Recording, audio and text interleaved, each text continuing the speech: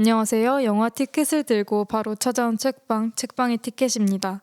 오늘 저희가 다룰 작품은 민규동 감독의 영화 파가와 구병모 작가의 동명 원작 소설 파가입니다. 안녕하세요. 오늘 진행을 맡은 하라입니다. 탱이입니다. 소피입니다. 네, 그럼 소피님께서 파가와 줄거리 먼저 소개해주세요. 바퀴벌레 같은 인간들을 방역해온 60대 킬러 조각. 노화와 쇠잔의 과정을 겪으며 조각은 새삼스레 타인의 눈 속에 둥지를 튼 공허를 발견하게 됩니다. 한편 젊고 혈기왕성한 킬러 투우는 조각이 일하는 신성 방역의 새로운 일원이 되고, 조각은 투우와의 관계, 또 자기 자신과의 관계 속에서 낯설게 느껴지는 자기 자신을 마주하게 됩니다.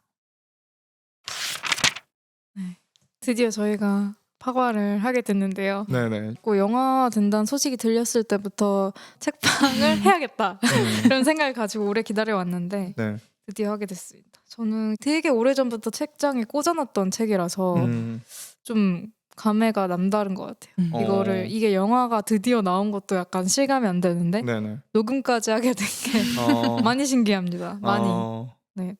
일단 책부터 어땠는지 총평을 말씀해 주시겠어요? 좀 부끄러운 고백을 하자면 네. 그 하라님이 파과를 얘기를 하셨을 때 네. 몰랐어요. 근데 모르는 사람들 꽤 많아요. 네. 파과?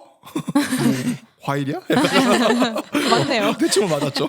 그래서 무슨 파과가 뭐야? 막 되게 제가 물어봤던 기억이 나요. 네. 그때 뭐 지하철인가요? 맞아요. 막 파과가 뭐야? 약간 바보처럼 물어봤던 기억이 나고, 제 기억으로 그때 지하철에 소피님이 같이 계셨어요. 그랬나요? 네. 그래서 소피님이 막 그거 막 재밌다고 막 얘기를 하셔가지고 저도 그래서 그냥 약간 그 제 취미 중에 하나가 교보문고에 장바구니 넣는 거. 장바구니 지금 123권인가 있거든요.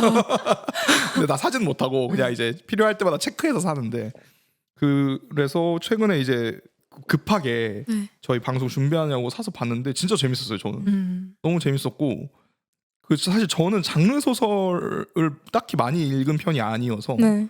그 문법에 그렇게 익숙한 편은 아니거든요. 막 그런 저 대학교 때 막 그 히가시노 게이고 이런 분들 되게 유행이었어요. 그렇죠. 그래서 근데 그때 막 다들 보니까 또 굉장히 보기 싫더라고요. 난 딴 거 읽거든. 약간 이런 뭐 이런 그런 게 좀 그 홍대병이 좀 없지 않아 있었고, 그래서 장르 소설 자체랑 그렇게 친한 편이 아니었는데 요번에 보면서 왜 장르 소설 좋아하는 사람들이 왜 좋아하는지 알 것 같다. 진짜 너무 잘 읽히는 거예요. 네. 그래서 막 자야 되는데 책을 맞아요. 못 덮고 보게 되고, 이 다음에 어떻게 되는 거야? 그래서 죽었어 살았어? 약간 어디를 찔렀다고? 막 이러면서 막 보게 되고 막 이런 게 되게 재밌어서 저한테 좀 새로운 경험이긴 했던 것 같아요. 저는 예전에 한 1년 전인가 저희 한신 네. 무슨 한국 영화 녹음했을 때 네. 그때 마지막에 무슨 마무리 소감을 하면서 제가 파과를 요즘에 읽고 있다라고 얘기를 했었는데 네. 그때 결말을 못 냈어요. 그리고 1년이 지났고 영화가 된다는 소식에 이제 원작을 봐야 되는데 봐야지 영화를 이제 재밌게 볼 수 있잖아요. 그쵸, 그래서 보통은. 부랴부랴 발등에 불이 떨어진 상태로 다시 또 결말부터 읽으면 재미가 없으니까 처음부터 다시 읽었는데 오랜만에 봐도 재밌었고요. 네. 책이 정말 완벽하다, 희대의 걸작이다 이 정도까지는 아니지만 그래도 흡입력이 정말 뛰어난 작품이라 술술 읽혔던 것 같습니다. 맞아요. 솔직히 중년 노년의 그런 킬러라는 그런 인물 설정에 이런 내용은 재미없을 수가 없잖아요. 네. 그쵸. 재밌었어요. 저는 어렸을 때부터 참 장르 소설만을 주구장창 탐독해왔기 때문에 그렇죠.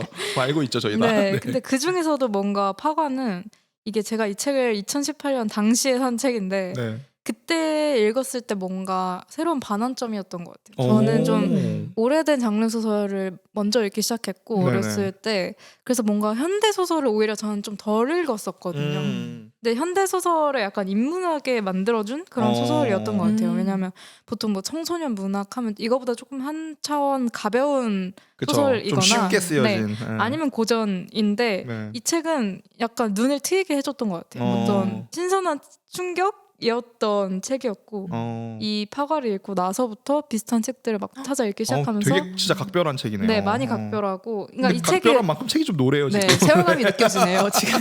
약간 그 국립중앙박물관에 있을 것 같아요. 네.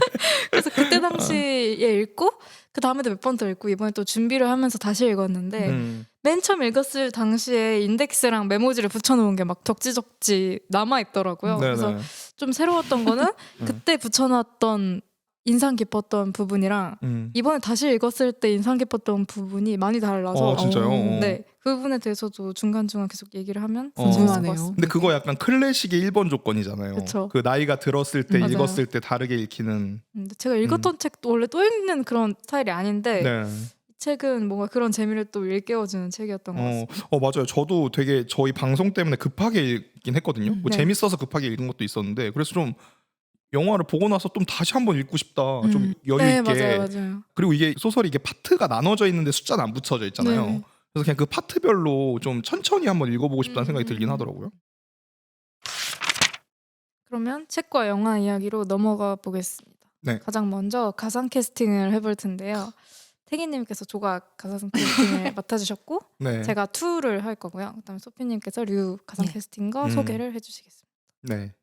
제가 조각을 맡았는데 조각은 이제 은퇴를 앞둔 네. 그 신체적 정신적 능력이 떨어지고 있는 음. 그걸 이제 본인도 체감하고 있는 노년의 네. 그 킬러로 나오죠. 되게 베테랑 킬러고 16살 때부터 킬러 생활을 한 그러니까 되게 일찍 데뷔한 거죠. 되게 시니컬한 사람이고 그리고 사실 이 소설이 전체의 비중의 한 70% 정도는 조각이 하고 있는 생각을 얘기해주는 소설이잖아요. 사실 그러니까 이게 장르 소설인데 이게 저는 되게 특이하다고 생각하거든요. 맞아요. 그래서 그런 부분에서 되게 날카로운 시선을 가지고 있고 저는 사실 셜록 생각도 많이 났던 것 같아요. 그러니까 그 맞아요. 사람을 분석하고 왜냐하면 어쨌든 직업이 위험한 직업이다 보니까 어떤 상황이나 사람을 무조건 분석해야 되는 그 버릇이 그대로 이제 책에 다 드러나 있는 케이스여서 그 저희가 그 가상 캐스팅 배분을 할 때 저한테 조각을 넘기셨잖아요. 네. 떠넘겼죠. 근데 이게 좀 약간 반은 웃기지만 반은 좀 진지한 얘기 좀 하자면 새삼 또 느꼈던 것 같아요. 그러니까 제가 이제 가상 캐스팅을 할 때 보통 왓챠피디아를 틀어놓고 별점 순으로 정돈을 한 다음에 이제 그 거기 나오는 이제 그 포스터만 봐도 떠오르는 배우들이 있으니까 네. 그 배우들을 생각하면서 쭉쭉쭉 내리거든요. 그래서 자꾸 겹치는 거예요. 제가 그 가상 캐스팅한 배우들이 손현주 배우 많이 나오고 그쵸, 이성민 그쵸. 배우 많이 나오고 이런 게 아니 근데 진짜 여성 노년 혹은 중년 중에도 나이가 좀 많으신 50대 후반 이상 넘어가신 배우분들을 찾기가 너무 힘든 거예요. 그러니까 물론 이제 드라마 1일 드라마나 우리 흔히 연속극이라고 얘기하시는 어머님들 설거지나 빨래 계실 때 많이 보시는 그런 거 극에서는 되게 출연 분량이 많으신데 네. 사실 이 영화나 이런 장르적인 그런 콘텐츠에서 이런 역할을 하신 분들 찾기가 너무 힘든 거예요. 그러니까 그게 근데 저는 좀 약간 한국만 그럴 거라고 생각했는데 생각보다 그 헐리우드 영화들을 통틀어서 봐도 너무 없는 거예요, 사람이. 그러니까 이게 50대나 40대, 50대 사실 소피님 좋아하시는 배우 많이 얘기하시는 배우들 많잖아요. 근데 그 배우들을 하기에 너무 어리잖아요. 이 맞아요. 어려워요. 조각을 하기에는 너무 어려서 이거 약간 난감한 거예요. 맞아요. 그리고 요즘 또 배우분들 뭔가 사람들 관리하는 거 이런 것 때문에 젊어 보이는 실제로 것도 더 있죠. 젊어 보이니까. 맞아요. 70대인데 막 네, 60대처럼 그러니까 더 보이고. 위에서 찾아야 되는데 네. 힘들죠. 그래서 저는 이제 나름 비난을 피해가고자 세 등분으로 나눴는데요. 네. 이제 외국 배우분들 중에서 나이가 맞는 분들을 네. 한다면 저는 이게 좀 뻔한데 어쩔 수 없이 메릴 스트립을 생각할 수밖에 없었고 네. 그러니까 이 너무 대표되는 배우이고 맞아요.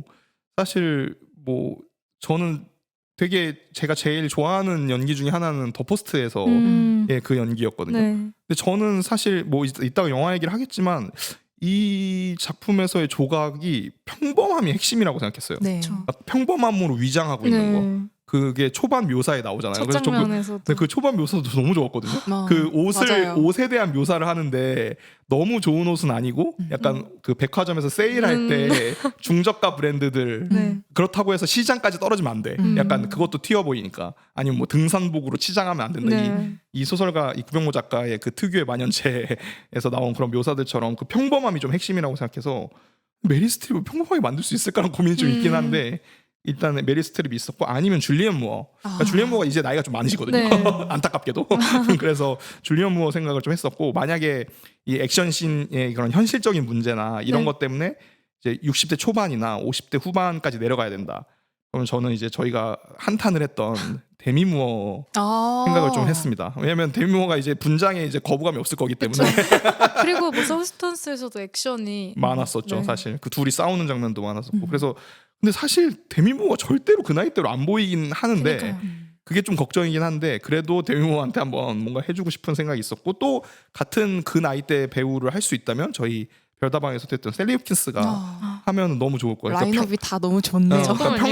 평범한 얼굴로 위장을 잘할 것 같아요.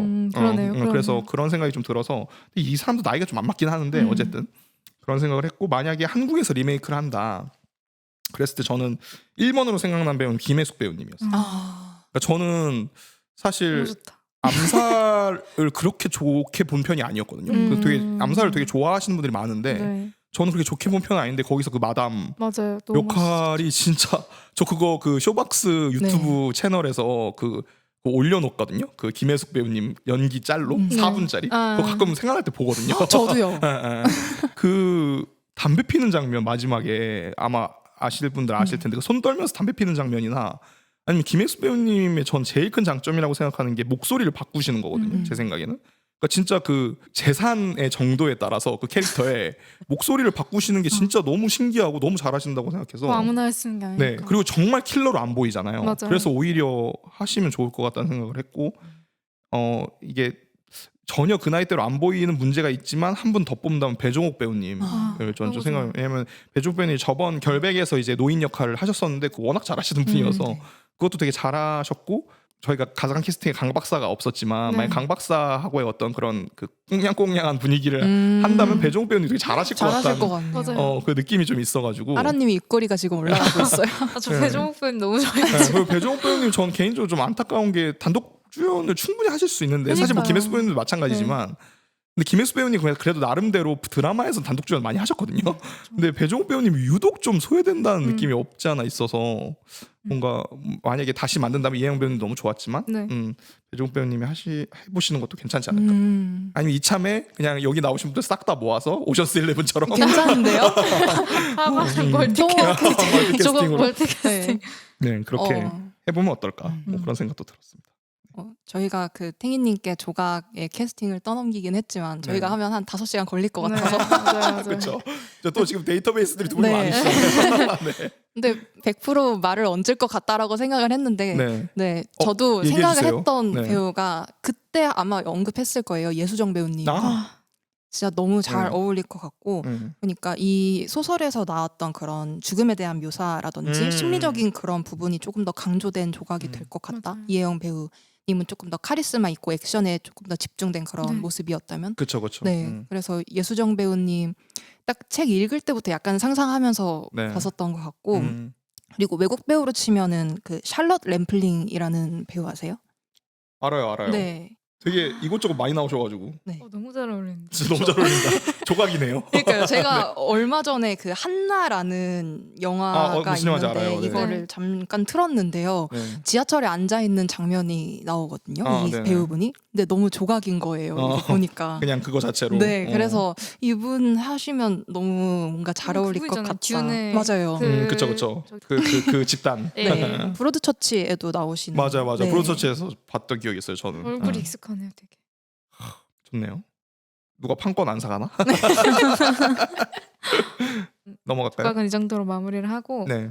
2로 넘어가 보겠습니다. 네. 2는 아까 줄거리에서도 설명이 됐듯이 좀 이렇게 젊은 피 이제 새로 이 회사에 들어온 킬러고요. 뭔가 조각은 2를 별로 상대하고 싶지 않아 하는 그런 느낌인데 네. 별로 신경 쓰고 싶지 않은 거죠. 이제 본인의 노화 세잔부터가 이제 지금 골치가 아프기 때문에 뭔가 신의 등장이 달갑지 않을 것 아니에요. 그쵸. 그래서 뭔가 2는 그런 좀 가시 같은 존재인데 저는 김성철 배우 캐스팅이 왜 됐는지는 알 것 같더라고요. 이 영화에서 이번 영화에서 왜냐하면 감독님이 추구하시는 2의 이미지랑 너무 잘 맞고 잘하셨고. 대본 이 대본상의 2랑은 너무 잘 어울리는 것 같았는데 우선 2라는 캐릭터가 영화에서 너무 각색이 많이 된 네. 느낌이 들어서 네. 제가 맨 처음에 책을 읽었을 때는 조금 더 어른스럽고 조금 더 정돈된 느낌의 성인 남성. 그러니까 영화에서는 조금 더 어린애 같잖아요. 네. 근데 제가 읽은 거는 책에서는 완벽한 킬러인데 오직 조각이라는 사람을 만났을 때만 자꾸 뭔가 틀어지는 그런 캐릭터였단 말이죠. 그래서 저는 조금 더 나이대를 올리거나 더 진중한 느낌을 가지고 있는 그러면서 좀 젊은 남자 배우가 누가 있을까 생각을 해봤을 쉽지 때 않죠. 조금 더 나이가 든 서강준 배우를 생각하거든요. 그러니까 좀 기럭지가 있어야 된다고 생각했어요. 제가 그쵸. 덩치가 책을, 좀, 네, 책을 읽으면서 조금 그 피지컬의 차이가 그쵸. 훨씬 더 심해야 된다는. 위압적인. 네. 예. 아니면 최근에 좀 많이 나오시는 분인데 이준영 배우도 생각을 해봤거든요. 그러니까 그렇게 좀 항상 슈트를 입고 다니는데 이준영 배우 괜찮을 것 네, 같은데요. 자꾸 사람을 긁으려고 하는 그런 저 약간 장난기도 네, 있어야 되잖아요. 그런 느낌이 들어야 된다고 생각이 들어서 어렸을 때 이 책을 읽었을 때는 조금 더 나이가 있는 배우를 생각했었어요. 그래서 실제로 뮤지컬을 캐스팅됐던 김재욱 배우도 어느 부분 그러네요. 맞닿는 부분이 있다고 네. 생각이 들었고 뭔가 조금 더 무게감 있는 역할을 많이 해온 그런 배우를 생각을 했었는데 네. 영화를 봐서 그런지 조금 한 단계 내려왔더라고요. 시간이 많이 흘렀기도 그쵸, 했고 그쵸. 예전에 비해서 배우들의 네. 어떤 나이가 있으니까 맞아요. 그래서 이 정도로 생각을 해봤던 것 같습니다. 저는 해외 배우는 생각 안 해봤어요. 저는 최근에 블랙도브를 봐서 그런지 베니쇼가 아. 하면 너무 잘할 것 같은 그 신경 긋는 거 잘할 것 같아가지고 네, 뭐 그런 생각이 근데 들긴 조금 더 젊어야 되지 않아요? 그쵸 맞아 그렇긴 해요. 근데 네. 뭐 어떻게 수염 깎고 하면 되지 않을까요? 제가 캐스팅한 역할은 류인데요. 네. 이 류라는 인물은 조각이 어렸을 때 만났던 사람이고 또 이 조각이 방역 역할을 시작하게 만든 네네. 인물이죠. 제가 생각했을 때 류는 뭔가 이성적인 그런 느낌이 핵심이라고 생각을 했어요. 딱딱한 그 네. 느낌이 있죠. 뭔가 마지막 순간에서도 이성을 잃지 않는 듯한 그런 차분함 이런 거. 근데 일단 이 영화에서 나왔던 김무열 배우가 김무열 맞지?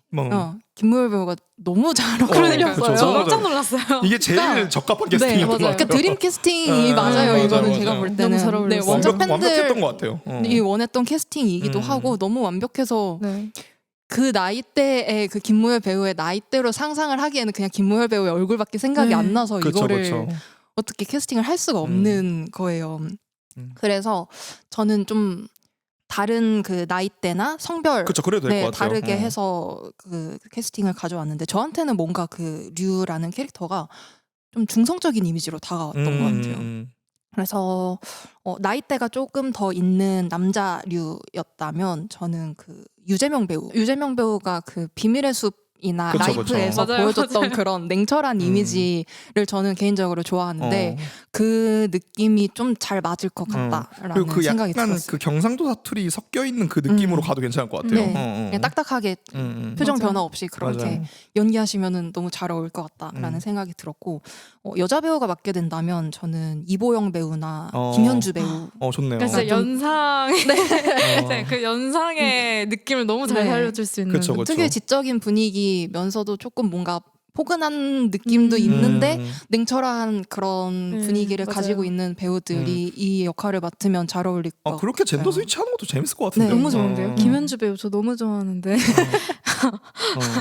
그리고 그 남편으로 그 원래 류 아내로 네. 그 조. 조로 그 남자를 넣으면 되니까. 네네네.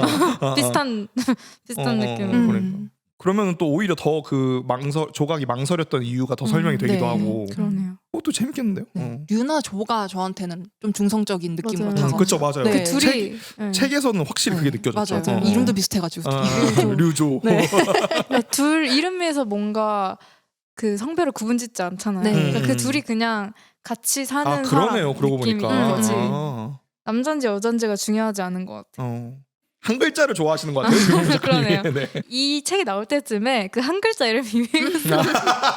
근데 이 책이 약간 유행의 선구자 같기도 하고 그런 한국 소설에서 이렇게 한 글자 이름을 굉장히 그쵸, 좀 있어 선호했던 보여요. 네. 이름들이 다 비슷해요. 뭐 투, 해우 뭐 맞아요, 이런. 맞아요. 저는 근데 연우진 배우 캐스팅이 너무 잘 어울리는 잘 네. 어울려요. 진짜 잘 어울리는 너무 것 잘 같아요. 어울려서 깜짝 놀랐어요. 그러니까 그냥 그래서 제가 강 박사를 하지 말자고 한 게 그냥 류를 하자고 한 게 김무열 배우도 잘 어울렸지만 네, 저는 네. 연우진 배우 너무 잘 어울렸다고 맞아요, 생각이 들어서 맞아요. 캐스팅은 전반적으로 네, 다 캐스팅은 정말 네. 완벽해요. 맞아요. 말에 뼈가 있네요. 네. 저는 만약에 그러니까 나이대가 좀 어리긴 한데 만약에 저는 강바스 캐릭터 너무 매력적이었거든요. 이 책을 읽으면서. 책에서 그래서 만약에 한다면 저는 홍경 배우 아. 하시면 되게 잘 어울릴 것 더 같아요. 여리여리한 느낌으로. 어차피 그리고 이분은 유일하게 액션씬이 없잖아요. 그렇죠. 그래서 뭐 그 계속 당하고 멱살 잡히고 뭐 칼을 찔릴 뻔하고 뭐 이런 거니까 홍경 배우 하시면 잘하시지 않을까. 네. 그러면 책 이야기로 넘어가 보도록 하겠습니다. 네. 간단하게 키워드를 정리해봤는데요. 첫 번째는 디테일한 심리 묘사하고요. 두 번째는 노화라는 설정이자 장르, 주제로 얘기를 해볼 거고, 그다음에 노년과 삶, 마지막에는 굉장히 흡입력 있었던 설정과 캐릭터로 얘기를 진행해 보도록 하겠습니다. 네. 먼저 이 책이 심리 묘사를 굉장히 디테일하게 하잖아요. 아까 그쵸. 말씀해 주셨다시피 거의 거의 다 음. 조각의 심리 상태를 좀 음. 아주 자세하게 묘사하는 네. 그런 책인데, 저는 이 책이 술술 읽히지 않는 소설이라고 생각이 들었어요. 처음 음. 읽었을 때도 이게 만연체이기 때문이기도 하고, 음. 뭔가 작가님이 이 책을 쓰실 때 방향성이 제가 정확히 알진 못하지만 네. 다른 장르 소설에 비해서 술술 읽히게 해야지 이런 의도를 갖고 쓰신 건 아닌 것 같다, 이런 생각이 아니라고 들었어요. 하시더라고요. 아, 정말요? 그래요? 네네. 왜냐 이 한 정답. 페이지에 좀 오랫동안 머물게 하고 싶다라는 아. 그런 말씀을 하셨더라고요. 정말요? 맞추셨네요. 너무 소름 돋네. 뭐 상품 없나요? 딩동댕동. 네, 그래서 네. 저는 원래 이제 장르 소설 많이 읽었으니까 네네. 그런 시간 가는 줄 모르고 몰입해서 읽는 그런 맛을 굉장히 즐겼던 사람인데, 이 책이 여러 가지 전환점이 됐지만 그런 측면에서도 네. 장르 소설이 이렇게 설정이 아주 딥하면서도 음. 뭔가 이 책이 끝나지 않았으면 좋겠다 이런 생각이 어. 들게 하는, 이런 책도 있구나 이런 생각이 들었던 책이었거든요. 네. 전체적으로 설정이나 그런 거의 깊이 자체가 달랐다고 생각이 들었습니다. 맞아요. 어떠셨나요? 처음에 읽을 때? 그러니까 사실 이게 그런 게 좀 있잖아요. 저희 세대 자체는 그 단문이 글 잘 쓰기의 기준같이 교육을 받고 맞아요, 자란 맞아요. 세대여서 전 처음에 소설 읽을 때 좀 당황하긴 했거든요. 사실 저희가 전에 읽었던 소설들이 클레어 키건 소설들이었어가지고 거기가 반대죠. 진짜 단문 파티잖아요. 네, 거기는. 그래서 그랬다. 네, 그래 맞아 그렇죠. 다 그렇게만 유지가 돼 있으니까. 근데 막 여기는 막 책에 한 페이지에 막 세 문장 네. 막 이런 경우도 있고. 문장이 안 끝나요, 막. 그 지금 제가 졸업한 지가 오래돼서 근데 그 관계대명사라고 하나요? 네. 그 영어에서 피치와 그 약간 그 전 순간 펜을 들고 끊고 읽을 뻔했어요. 이렇게 거의 수식하는 거구나. 거의 슬래시를 하면서 거의 읽을 수능 뻔했거든요. 영어 해석하는 것처럼. 그러니까요. 주술 관계가 다음 중 조각이 말하지 않은 것을 보이시고 뭐 이런 거. 그랬는데 이게 한 번 흡입이 되니까 이게 진입장벽이긴 했거든요. 네. 솔직히. 그래서 이거 하라가 이걸 왜 추천한 거지? 약간 속으로 생각하면서 이 클레어 키건을 그렇게 추천했던 사람이 너무 다른 거예요. 그래서 이거 어떻게 된 거지? 그래서 처음에 좀 집중이 안 됐어요. 그래서 막 읽다 보면은 그 주어수어가 네. 이게 뭘 맞아요, 얘기하는 맞아요, 거였지? 맞아요. 약간 이렇게 가더라고요. 그래서 그게 이제 구병무 작가님의 그 어떤 목표 의식이었다면 성공하신 것 같아요.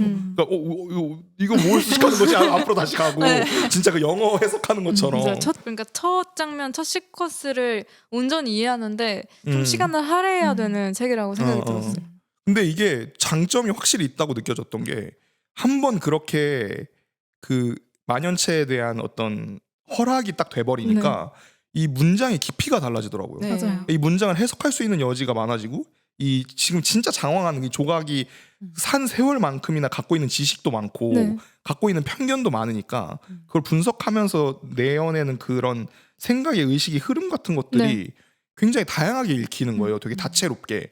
이게 과연 단문이었으면 이렇게 됐을까 생각을 하면 아니었을 수도 있을 것 같아요. 그래서 이게 되게 고집 있는 선택이었다. 이거 분명히 제 생각에는 뭐 이거 완전히 언오피셜인데 분명히 이거 편집 쪽에서도 그 출판사 쪽에서도 얘기했을 것 같거든요. 그렇죠. 작가님 이거 장문이 너무 많아요. 유행하는 문체가 아니죠. 네. 그러니까 좀 이거 몇 페이지만 수정해 주세요. 뭐 이렇게 얘기했을 수도 있거든요. 네. 근데 되게 구명 작가님의 선택이 되게 옳았다는 생각이 특히 마지막에 들었거든요. 왜냐면 끝으로 갈수록 좀 단문이 많아지더라고요. 네. 맞아요. 그런 것들도 호흡처럼 느껴져서 마치 그 영화에서 맞아요. 긴 컷을 쓰다가 짧은 컷으로 바꾸고 뭐 이런 속도감이 다르죠. 네 그렇게 의도했다는 게 딱 느껴지니까 약간 더 칭찬을 하게 되더라고요. 이래서 그랬던 거구나. 네. 그러니까 이게 조각이 갖고 있는 생각의 바뀜이 문장의 길이의 바뀜으로 되는 느낌이어서 이 사람이 단문을 못 써서 안 쓴 게 아니라 그렇죠. 그 만연체를 선택한 거구나 표현의 양식으로. 그런 부분이 되게 마음에 들었던 것 같아요. 저도 이런 만연체가 처음에는 좀 낯설긴 했어요. 그쵸. 그러니까 이렇게 긴 문장은 저도 되게 거의 처음 보는 것 문장이 같아서. 세 줄이네. 세 줄이 뭐예요? 더 길어요. 맞아요, 더 길어져. 그래서 보면서 계속 올라가고 앞 페이지 다시 보고 맞아요. 막 이런 식으로 봤었는데 한 번 집중해서 보니까 음. 정말 그냥 이 모든 수식이나 네. 설명들이 정말 그냥 하나의 장면처럼 보이는 거예요. 맞아요, 눈에서 맞아요. 이렇게 왔다 갔다 하는 것처럼. 영상화가 음. 저절로 되지 않나요? 그쵸. 네, 재생이 되죠. 맞아요. 그래서 저는 다 이 책을 다 읽고 덮고 생각을 해보니까 이 소설에서 제일 좋았던 부분인 것 같아요. 이 만연체가. 그쵸. 아니었으면 이 원작이 가지고 있는 그런 아우라는 좀 사라졌을 것 맞아요. 같다라는 생각이 들었고요. 색깔이 네. 됐죠. 네, 이게 내용 자체가 그러니까 막 조각의 내면 심리 이런 것들을 묘사하는 것을 제외한다면 네. 딱히 엄청나게 신선하거나 새롭거나 하는 내용은 저 저는 되게 무난한 맞아요. 네, 플롯이죠. 아니라고 생각을 했고 특히 그런 킬러 영화나 범죄 영화에서 좀 많이 볼 수 있는 내용이나 전개가 후반부 쪽에 몰려 있고 네. 너무 극적이기도 하고 네. 근데 이 만연체의 내면 묘사들이 이 책을 좀 더 특별하게 만들었다는 맞아요. 생각이 들고요. 저는 음. 완전 성공했다고 생각해요. 저는 저번 녹음에서도 아마 말씀드렸던 것 같은데 저는 영화나 드라마나 뭐 책을 읽을 때 스토리 그 플롯의 흐름이 굉장히 중요한 사람이라 이야기가 그쵸, 그쵸. 얘기하셨죠. 그러니까 표현의 방식보다 이야기가 더 중요한 사람이기 때문에 음. 이런 문체가 마음에 든다고 해서 읽고 그렇지 않거든요.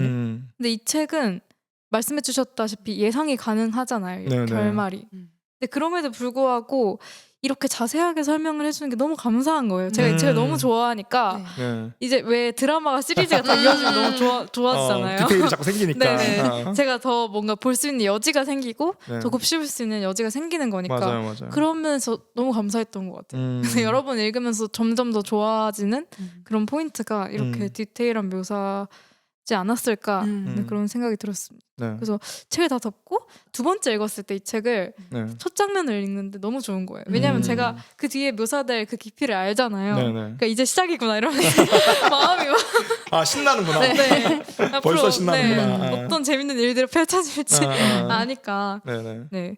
그래서 오히려 저는 좀 그런 제 신념을 에서 좀 벗어났지만 이 책의 표현 방식이 네네. 그럼에도 불구하고 좋아했던 어떤 첫 번째 이야기지 않을까 그런 생각이 들었던 것 같아요. 그러면서 독특한 분위기가 딱 만들어지니까 그쵸. 거기 몰입하기 시작하면 결말이 예상 가능해도 전혀 문제가 없어요. 맞아요. 너무 꿀잼이죠. 네. 그리고 제가 만약에 이 소설을 영화화하기로 한 감독이라면 네. 이 문체에 너무 감사할 것 같아요.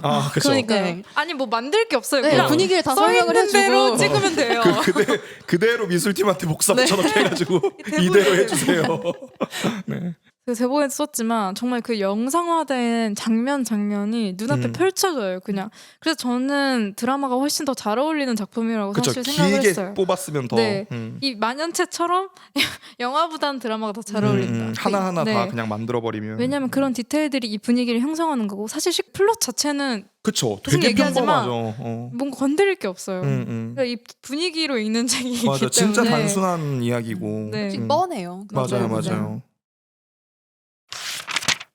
네, 그러면 주제 측면에서 이 노화라는 어떤 키워드를 네. 설정으로 삼기도 했고 장르 자체로 삼기도 했던 것 같아요. 그쵸. 물론 이 청부업자로 일을 하고 킬러라는 직업을 가지고 있는 주인공이라는 점에서도 그게 하나 설정이 되지만 그것보다 더 중요한 건 주인공이 60대이고 맞아요. 은퇴를 해야 되나 생각하고 있고 할 수 없지만 자꾸 이제 새로운 젊은 사람들이 들어오니까 은퇴를 생각하고 노후를 생각할 수밖에 없게 되는 그런 삶의 지점에 있는 사람의 이야기라는 점이 훨씬 더 중요한 것 같은데 이 부분에 대해서는 어떠셨어요? 그러니까 이게 진짜 그 책을 다 읽고 나니까 되게 괜찮다고 생각이 들었던 게 읽으면서는 그냥 재밌게 그냥 쭉쭉 읽었었는데 이 킬러라는 설정이 진짜 좋았던 것 같아요. 저는 개인적으로. 그러니까 이게 늙어감이라는 거를 표현할 수 있는 방법은 정말 수십 수만 가지잖아요. 네. 근데 그거를 굉장히 장르적인 요소인 킬러라는 직업에 결부시켰다라는 게 저는 이 소설에서 제일 좋은 선택이었다고 보거든요. 그러니까 왜 그러냐면 누군가의 삶과 죽음을 결정짓는 직업이잖아요. 그쵸. 그러니까 약간 저승사자처럼 그 결정을 하고 내가 실행해야 되는 직업인데 그러니까 이 부분 저는 되게 딸에 대하여 생각도 많이 났거든요. 그러니까 거기서도 그 동성애 커플을 보는 시선이나 자기의 늙어감 혹은 딸의 늙어감에 대해서 표현할 때 네. 요양보호사라는 직업을 투영해서 표현을 했잖아요. 근데 여기선 그걸 이제 킬러로 한 거죠. 그러니까 이쪽이 훨씬 더 장르적이고 훨씬 더 움직임이 많죠. 네. 그러니까 그런 부분에서 되게 정확하고 적합했다. 그러니까 사실 이 첫 장면이 사실 좀 이 처음 파트의 그 부분이 되게 좀 뭐라고 해야 되지? 좀 약간 옛날 소설 같다라는 아. 느낌도 없지 않아 있어. 너무 네. 직접적이잖아요. 그러니까 그 임산부에 대해서 네. 막 침을 뱉고 막 네. 하는 그 남성을 이제 표현하는 방식 같은 네. 것들이 되게 직접적인데, 네. 근데 이 부분도 되게 뒤에선 재밌었던 게 그게 그냥 그거를 보는 노인 여성을 보여주는 게 아니라 킬러로서 보여줬기 때문에 이게 너무 재밌는 거죠. 맞아요. 그러니까 그게 되게 핵심적이었던 것 같아요. 그것 때문에 다 중화가 되는 거예요. 그러니까 그런 이 사람이 갖고 있는 어떤 시선, 그 늙어감에 대한 이런 그런 과정이나 그 주변 사람들을 바라보는 시선 같은 것들이 네. 되게 뻔한 부분인데 이 사람이 또 킬러로서 그걸 소화해야 되니까. 그러니까 예를 들어서 그 강 박사 엄마 만나는 장면 있잖아요. 네. 그러니까 그거 같은 경우에도 그 정말 일반적인 우리가 시장에서 흔히 만날 수 있는 그런 과일을 파시는 분들의 그런 대한 되게 아까 얘기했던 정말 한국 사람의 커먼 센스를 건드리는 그 묘사들인데 네. 그걸 내가 킬러니까 그걸 고민해야 되는 거잖아요. 이 사람이 맞아요. 내 정보를 혹시 흘렸거나 칼 같은 걸 보고 나서 뭐 어디다 얘기를 하지 않았을까를 네. 이제 그 정탐을 위해서 가는 거니까 이 부딪힘이 너무 재밌는 거죠. 이 상반된 맞아요. 부딪힘이 전혀 다른 톤의 영화인데 그 생각도 많이 났던 것 같아요. 그 아라한 장군대 작전이라는 네. 영화 있잖아요. 네. 거기서도 보면 그냥 평범하게 사는 사람들은 사실 그 속에 다 무협 고수들이 숨어 있다라는 그 장르적인 장치로 훨씬 더 가벼운 장치지만 네. 그렇게 부딪혔던 것처럼 여기도 계속 조각이 소화하는 과정에서 그걸 킬러로 소화를 해야 되니까 네. 거기서 오는 그 아이러니함 같은 것들이 제일 이 작품에서 되게 잘 된 선택이 아니었나? 그 생각이 들더라고요. 이 책이 나이 든다는 그 감각 자체를 너무 잘 표현한다고 생각이 들었던 게 말씀해 주셨다시피 이 킬러라는 직업의 특성상 네. 노화는 곧 은퇴잖아요. 그러니까 몸을 써야 되는 직업이기 때문에 다른 직업에 비해 훨씬 뭔가 나이가 들었을 때 경쟁력이 떨어질 수밖에 없는 직업인 거죠. 근데 그걸 이제 목전에 두는 킬러가 그전에는 몰랐던 자기 몸의 어떤 힘듦, 막 손이 떨린다고 그렇죠. 그런 자꾸 감각, 까먹는다든지. 네, 그런 감각들을 점점 느끼게 되는 그런 과정을 너무 잘 묘사를 했다고 맞아요. 생각이 들고 그러면서 동시에 그런 커먼 센스 같은 이때까지는 직업적 특성 때문에 제대로 감각하지 못했던 그런 부분들을 서서히 좀 눈이 트이는 그런 과정을 너무 그 뭔가 순차적으로라고 해야 될까요? 유한 흐름으로 맞아요. 묘사를 해서 좀 소름이 돋았어요. 그런 부분에 대해서 어떻게 이 작가도 이 나이가 안 돼봤잖아요. 그러니까요. 어떻게 속속들이 다. 그러니까요.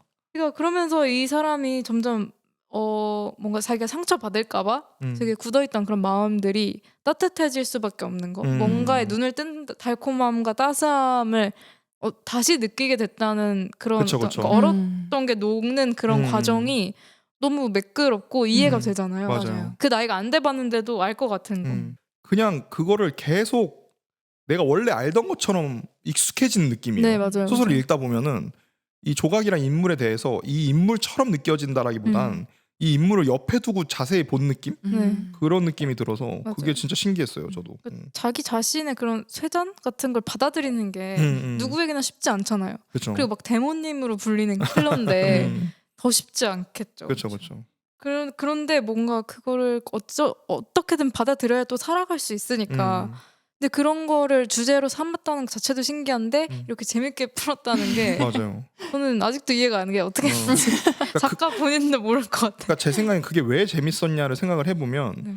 이 작가의 표현의 균형감 때문이었던 것 같거든요. 그러니까 무슨 얘기냐면 이 작품이 저희 바로 아파트에서 심리묘사에 대한 얘기를 했지만 그 묘사를 하는 것들을 자세히 보면 내가 내 자신에 대한 묘사일 때도 있지만 반 정도는 외부에서 오는 자극에 대한 묘사란 말이죠. 네. 그 균형감이 좋았던 것 같아요. 그러니까 안과 밖을 동시에 보는 거죠. 그러니까 예를 들어서 그 장 박사님 네.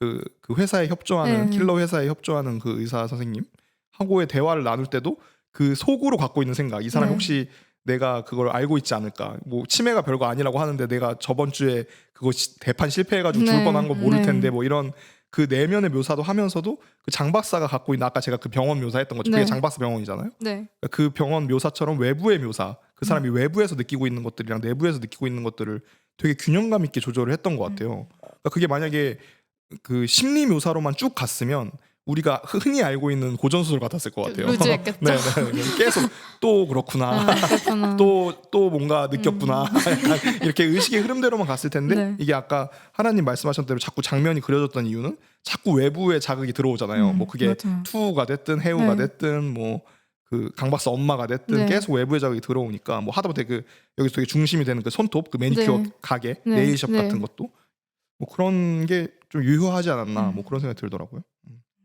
저는 그리고 이 소설에서 좋았던 점이 노화라는 그 과정을 그냥 그저 나이 들어서 몸이 안 따라준다가 아니라 죽음이나 삶이나 이전에는 생각하지 못했던 그런 낯선 것들 이 머릿속에 스며드는 과정을 좀 표현해 준 것 같아서 네. 그 맞아요. 부분이 너무 좋았던 것 같아요. 그러네요.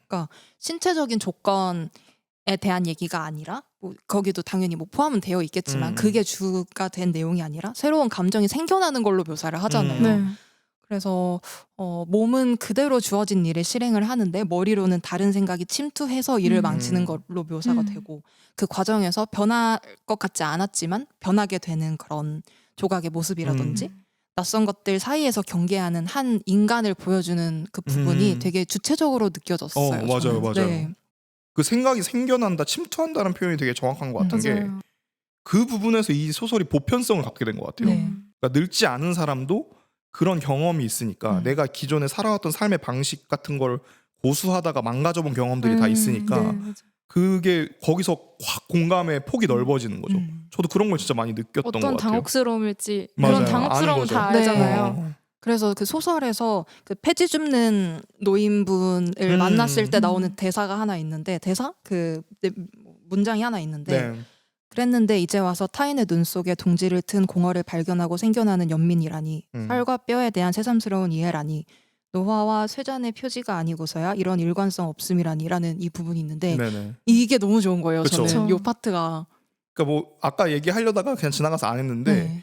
이분의 이 구병모 작가의 제일 큰 장점이라고 생각하는 게 전 리듬감인 것 같아요. 그러니까 이게 만연체인데도 불구하고 지루하지 않은 거는 이 한자어를 일부러 찾아서 쓰시는 것 같거든요. 제 생각에. 어려운 말을. 네, 왜냐면 이게 그 풀어서 쉬운 말로 하게 되면 보통 길어지잖아요. 네. 그럼 이제 그게 호흡이 깨져버리니까 왜 우리 그러니까 옛날에 루즈해지는 그렇죠. 거죠. 그 우리 옛날에 그 고려시가 뭐 이런 것처럼 34443 뭐 이런 거 해야 되는 거죠. 그러니까 그거 해야 돼서 그것 때문에 일부러 한자어를 찾아서 쓰시는 느낌이었거든요. 초반 페이지인데 사람들은 귀에 이어폰을 꽂은 채로 각자의 전화기 액정 화면으로 들여다보고 있는 밀려오는 인파의 움츠리며 그들 사이에 한 명의 노인이 들어왔는지 알았는지에 대해서는 곧 잊어버린다. 항목이 분류되지 않은 폐지처럼 인식에서 치워버린다. 또는 인식 자체를 처음부터 하지 못한다. 그러니까 이런 문장들이 지금 제가 그냥 읽는 건데 리듬감이 맞아요. 있잖아요. 그러니까 이게 약간 시 같다는 느낌도 저는 개인적으로 좀 있었고요. 그게 되게 그러니까 이것도 제가 아까 얘기했던 것처럼 외부 자극에 대한 거죠. 그러니까 내 생각이 아니라 내 안에서 일어난 마음이 아니라 그 사람들을 내가 보고 느끼는 것들이잖아요. 그래서 그걸 되게 이게 되게 좀 사기꾼 같은 말인데 이 소설이 전체와 개인을 동시에 보고 있는 느낌 같은 게 그래서 있었던 것 같아요. 모든 사람이 이해할 수 있는 그런 감각들을 중간중간 계속 집어넣어 주니까 맞아요. 뭔가 이 책이 벌써 나온 지가 몇 년, 5년이 그쵸, 꽤 된 소설이죠. 꽤 된 소설인데도 뭔가 부딪히는 부분이 없는 것 같아요. 네. 그런 감각들 때문에. 그래서 그래서 막 어려운 단어도 진짜 많잖아요. 사실 네. 무슨 전 처음에 문뱉네, 뭐 노그라지다. 그러니까 아직도 그쵸, 무슨 그쵸. 뜻인지 모르겠는 네. 그런 뜻들. 저도 정말 많이 찾으면서 봤어요. 네, 옆에 사전 켜놓고 처음엔 특히 초반엔 특히 구들덮개 뭐 이런 거 포란. 한국어 시험 아니에요? 이제 이런 단어가 있었어? 네. 이러면서 그러니까 심지어 몇 개는 방언도 있더라고요. 네, 맞아요. 참 되게 똑똑한 작가다라는 생각도 네. 많이 들었고 맞아요. 그러니까 이게 사실 저도 별로 안 좋아하거든요. 이렇게 쓰는 방식을. 네, 근데 이게 자기 목표가 명확하니까 맞아요. 인정하게 되고 또 이게 늙음에 대한 그걸 표현하고 있는 작품이잖아요. 네. 그러니까 조각이라면 이렇게 이 단어로 생각했을 거라는 게 너무 자연스러운 거죠. 그래서 그게 좀 거부감이 없었던 것 같아요. 네. 솔직히 말하면 이런 감정들이 다 내면의 감정인 거잖아요. 그렇죠. 자기한테서 드러나는 그런 노화, 뭐 나이 들어가는 과정에서 생겨나는 그런 감정들인데 이것을 외부적인 그런 자극이라고 해야 될까요? 외부적인 것에서 뭔가 나에게 침투해서 들어오는 것으로 묘사한 것도 되게 재미있었고 네. 그런 낯선 것에 반응하는 조각의 그런 모습들도 같이 나와서 그거를 보는 재미도 있었던 것 같고요.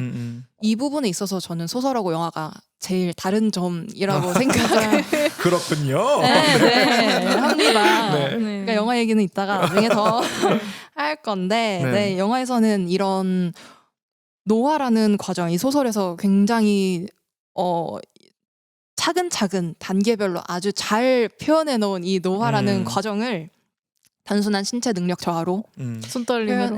표현해 버렸다는 느낌이 없지 않아 있어서 그렇죠. 네, 그 부분에서는 네. 그러니까 이건 짚고 넘어가야 되는 부분인데. 네. 맞아. 이게 소설이 입체적이었던 이유는 저는 그 주변 캐릭터 때문이기도 했던 것 같거든요. 그러니까 투하고 계속 부딪히잖아요. 네. 근데 그 압도적인 힘의 차이나 이런 것들에 맞아요. 대한 묘사도 진짜 좋잖아요. 이 소설이. 맞아요. 그러니까 그 무력감 같은 네. 거기서 오는 무력감이나 그 투우가 던지는 대사들에 대해서 계속 생각하는 부분들이 네. 쭉 나오잖아요. 네. 이 대사에서 어떻게 생각했고 이런 것들이 나오는 게 되게 그런 것들을 좀 입체적으로 보게 했던 것 같아요. 그러니까 이게 맞아요. 단순히 나 혼자 골방에 앉아서 늙어가는 그 느낌이 아니라 맞아요. 뛰다가 못 뛰고 이런 데서 늙어감이 아니라 음. 그 젊은 피하고 대적했을 때 네. 느껴지는 그 맞아요. 두려움 같은 것들도 맞아요. 되게 구체적이었고 저는 또 무용의 역할도 되게 컸다고 생각하거든요. 맞아요. 이게 저는 진짜 정말 좋은 서브플롯이라고 생각해요. 네. 무용이. 그러니까 진짜 그 마지막까지 그 괴를 같이 하잖아요. 네, 맞아요. 그러니까 이 부분이 사실 초반에 이 무용에 관련된 묘사가 나왔을 때 이걸 이렇게까지 사용할 거라는 솔직히 생각 못했어요. 네. 그러니까 이게 맞아요. 그거를 계속 어떤 뭐라고 할까요? 조각이 가장 내밀해지는 순간을 그냥 묘사로 또 풀으면 또 지루해지니까 그러니까요. 그걸 이제 무용을 통해서 풀어내는 음. 장면들이 되게 많았고 그게 정말 훌륭한 장치였다고 생각하거든요. 네. 그러니까 저는 제일 많이 생각했던 게 그 프로젝트 창이었어요. 맞아요. 그러니까 이 부분이 저는 정말 훌륭하다고 생각해요. 그러니까 이게 되게 뻔한 상징이잖아요. 그쵸. 그러니까 자유에 대한 상징이 창문하고 연결되는 거나 이런 것들이. 그러니까 그게 이제 뭐라고 해야 되나 조각 스스로 말하게 만든 네, 라는 게 맞아요. 무용이라는 혼자 있는데. 그렇죠. 무용이라는 대상을 통해서 그러니까 우리가 실제로 그 강아지나 고양이 키우시는 분들이 다 혼자 네. 애 못 알아듣는데 그냥 말하잖아요.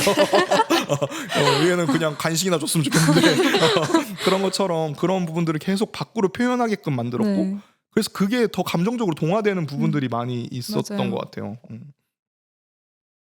무용이 얘기 나와서 저는 그 무용이가 죽는 장면 근데 전 너무 좋았거든요. 그 네네. 장면이. 그렇죠. 그러니까 이 강아지는 너무 안타깝긴 한데 이 플롯 자체에서 보면 이 소설 자체에서 네. 보면 그 부분이 너무 너무 중요한 훌륭한 너무 부분이죠. 좋은 거예요. 맞아요. 그러니까 이게 생기와 정이라는 것과 죽음의 경계를 너무 한순간에 네. 잘 보여줬다고 그쵸. 생각하기도 했고 또 예상치 못한 그런 죽음, 차가운 죽음을 건조하게 표현하는 것도 제 취향이었고요. 그 맞아요. 부분은 또 그 묘사가 되게 건조하죠. 맞아요. 네. 그러니까 네. 소설에서 제가 좋았던 부분 중에 또 하나가 삶과 죽음, 뭐 생과 사라든지 아니면 뭐 일상과 방역 네. 이러한 그 완전 극단에 있어 보이는 그런 행위를 계속 종이 한 장 차이로 비춰주는 그렇죠. 네. 그런 부분이 전 좋았는데 네. 특히 그 소설에서 지하철 씬 오프닝 처음에 나오고 네. 방역 회사로 들어가기 사이의 장면들도 저는 되게 좋았어요. 맞아요. 그러니까 무용이한테 사려주고 헬스클럽 네. 나가는 얘기하고. 그런 장면에서 음. 묘사들이 그러니까 헬스클럽 가서 방송에 나왔던 인터넷 쇼핑몰의 사장 인터넷 쇼핑몰 사장의 남편이 방역업자였다. 이런 맞아요. 묘사들도 맞아요. 솔직히 재밌었어요. 네. 너무 안 붙잖아요. 사실. 그 네. TV 특종 이런 데 나와가지고 맞아요. 안 붙는데 생각해 보면은 뭔가 이 평범한 일상이랑 네. 그런 살인 방역이라는 행위의 그런 아슬아슬한 공존 네. 그런 것들을 좀 잘 표현한 장면이라고도 생각이 들었고 뒷부분과도 연결되는 그런 부분 지점이 있다고 생각하고요. 저는 그 네일아트 장면도 좋았거든요. 마지막 진짜 그러니까요. 좋아요. 그러니까 마지막이 이 소설 진짜 좋은 것 네. 같아요. 맞아요. 이런 일을 정말. 하는 나 같은 사람이 평범한 일상을 살 수 있을까라는 조각의 삶에 되게 낯설게 들어온 질문을 좀 상징적으로 표현해 그쵸. 주는 장면들이라고 생각이 돼서 솔직히 왜 넣었지라고 생각하시는 분들도 계실 텐데 네네. 저는 이 장면들이 필요했다고 생각해요. 맞아요. 너무 필요했죠. 네. 그러니까 이게 그런 것 같아요. 저는 좀 이거를 읽고 나서 그런 생각을 많이 했던 것 같은 게 그 늙음이라는 게 그 시간차라는 게 있잖아요. 내가 지금 그 나이가 아니고 그 사람이 내 나이가 아니니까. 근데 그게 그 일련의 과정인데 그 과정이 사실 되게 보편적이라는 거를 이 소설이 되게 잘 표현하고 있다고 생각해요. 그래서 마지막 부분을 왜 그렇게 빙글빙글 돌렸을까? 왜 마지막 부분을 굉장히 다른 묘사를 쭉 하다가 이거 새로운 소설인가? 라는 그러니까요. 생각이 제 들고 이야기가 시작하는 것처럼. 그러다가 이제 손님으로 이제 네. 후드려 까는 거죠. 그러니까 돌려치는 거죠. 약간 이제 삥 돌려서 돌아서 이제 이야기를 하는 건데 이걸 왜 그랬을까라 생각해 보면 그 보편성에 대한 얘기를 하고 싶었던 것 같아요. 이게 늙음의 문제가 아니다. 사실은 어떻게 보면 그냥 삶에서 어떤 하나의 턱을 만나고 그걸 그냥 넘어가는 과정을 내가 보여주고 싶은 거지. 그렇기 때문에 이 늙음은 젊은 사람에게나 늙은 사람에게나 중년의 사람에게나 되게 보편적이라는 거를 작가님이 되게 얘기하고 싶었던 거 아닐까?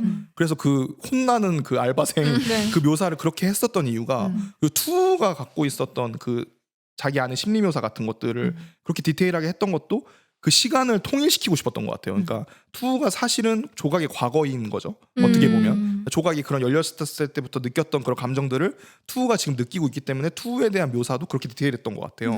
그래서 그런 부분들이 너무 탁탁탁탁 들어맞는 거예요. 이 소설이 왜 만연체고 네. 왜 이런 심리 묘사를 했으며 이런 것들이 왜 무용을 그렇게 표현을 했고 왜 프로젝트 창에 대한 묘사를 정말 디테일하게 그릴 수 있을 것 같잖아요. 그 맞아요. 프로젝트 창 어떻게 생겼는지 네. 그러니까 그렇게 했던 이유가 이 마지막 이 소설의 끝으로 가면 너무 다 하나의 설계된 완성된 건물처럼 느껴지는 그런 게 있어서 정말 신기했어요. 그게. 맞아요. 세 번째 키워드는 노년과 삶이에요. 이제 조금 이어서 얘기를 해보면 좋을 텐데 네. 아까 소피님께서 주체적인 모습이라고 얘기를 네. 해주셨어요. 근데 저도 정말 공감이 가는 게 이 조각이라는 캐릭터가 갖고 있는 네. 그 탱이님께서 아까 말씀해주신 그런 킬러로서의 시선 같은 것들이 그런 냉철함이 자기 자신에게도 적용이 되는 거잖아요. 자기 자신이 어떤 상태인지 알고 있고 맞아요. 앞으로 어떻게 해야 될지는 모르겠지만 왜냐하면 이 일을 그만둘 수 없는 이유가 나오잖아요. 그러니까 이게 어떤 중독성일 수도 있고 관성일 수도 있고 네. 뭔진 모르겠지만 멈출 수가 없다 이런 묘사가 나오는데 그런 상황이 있음에도 불구하고 이성을 잃지 않고 계속 밀고 나가면서도 뭔가 이 투라는 애를 어떻게 하면 좋을까 이런 생각들부터 시작해서 이 무용 새끼를. 네. 네. 그래서 얘가 나한테 왜 이러나 약간 이런 약간 괘씸하면서도 그 약간 미스터리 구조도 있죠. 그런 부분에서. 네. 그러면서도 또 그 계속 무용을 어떻게 돌보는지에 대한 그런 삶을 어쨌든 차곡차곡 유지를 해나가는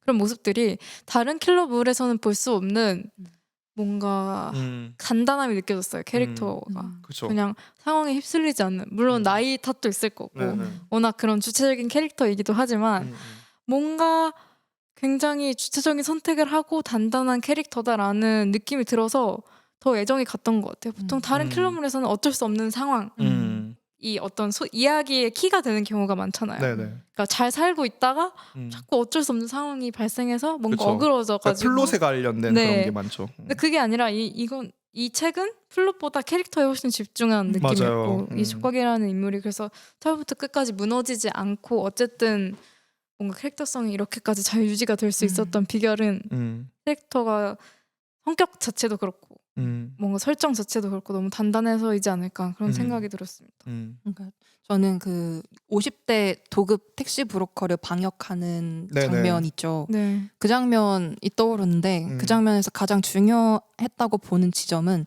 조각이 자신의 실수를 자신이 수습하는 게 제일 중요하다고 생각을 했어요. 주체적인. 네. 네네. 그러니까 나이가 들면서 신체 능력은 저하돼도 그가 가지고 있는 그런 끈질김과 깔끔함은 그대로 유지가 그 된다. 노하우들. 네. 그러니까 조각은 자기 자신하고 계속 충돌하는 인물이에요. 네. 그러니까 그렇죠. 자기한테 생겨난 감정으로 인해 실수를 하고 자기 자신을 위험에 빠뜨리지만 그걸 또 자기 자신이 구해내잖아요. 네. 맞아요. 계속해서 고민하고 내면의 목소리에 반응을 하고 생각하는 그런 인물이고 조각이 고난과 난관에 봉착하는 그런 사건들이 생겨나지만 그 이유는 온전히 조각의 것이라고 저는 네. 생각하거든요. 네네. 근데 이 장면을 영화에서는 완전히 그렇죠. 선을 완전히 넘었죠. 네, 틀어서 각색해 버린 게 저는 너무 안타깝더라고요. 그러니까 이제부터 이 소설을 좀 놓아줘야 되나라는 생각이 영화 보면서 좀 들기도 했었고요. 그러니까 이 소설의 전체적인 감정을 좀 생각을 해보면, 근데 무력감이라고 해서 그냥 그 무기력함하고는 다른 것 같아요. 네. 그러니까 무기력함은 아무것도 안 하고 싶은 감정이라고 치면, 무력감은 내가 다 하지만 네. 일은 다 수습됐지만 그냥 그 거기 뒤에서 오는 그런 공허함 같은 것들을 네. 표현을 했던 것 같거든요. 그래서 저는 이 부분이 되게 뭐 자꾸 말을 반복하게 되긴 하지만 보편적인 것 같아요. 그러니까 직업이 킬러일 뿐이지 되게 보편적이잖아요. 그러니까 그쵸. 그냥 일반적인 직업 같이 그리잖아요. 그러니까 예를 들어서 병원에 가서 그 건강검진 그걸 가서 거기 서류를 보내야 된다라든지 뭐 그 브리핑을 들으러 거기를 가야 된다라든지 보고서를 써야 된다라든지 이런 것들이 그 말이 킬러지 그냥 우리가 그냥 공무원 같은 일반적인 사무직이나 네. 공무원이나 뭐 다양한 직종에 있는 사람들처럼 그냥 똑같이 느끼게 하려고 했던 게 되게 목표가 분명했고 그게 아까 말씀하셨던 그 택시 사실 이게 그 조각이 작업을 하는 그 방역을 하는 장면이 구체적으로 나오는 장면이 많지는 않잖아요. 그게 처음부터 제일 끝까지 보여주는 경우가 그렇죠. 그게 이제 택시 도급업자 관련된 부분인데 그런 부분들이 진짜 되게 적절했던 것 같아요. 그러니까 만만치 않은 상대였고 네. 그래서 그거를 이제 자기가 실수를 해서 등에 그 돌에 찍히죠. 네. 그래서 그거를 이제 수습해야 되는 과정에서 이제 그 온갖 번거로움과 네. 아. 그리고 그 고민들을 다 묘사를 하잖아요. 이걸 쟤를 어떻게 해야 되지? 이거를 이렇게 했을 때 어떻게 해야 되지? 이런 부분들을 다 보여주니까 마치 우리가 그 되게 까다로운 진상 손님을 만난 알바생 같은 그런 감정을 계속 느낄 수 있게 됐던 것 같아요. 맞아요.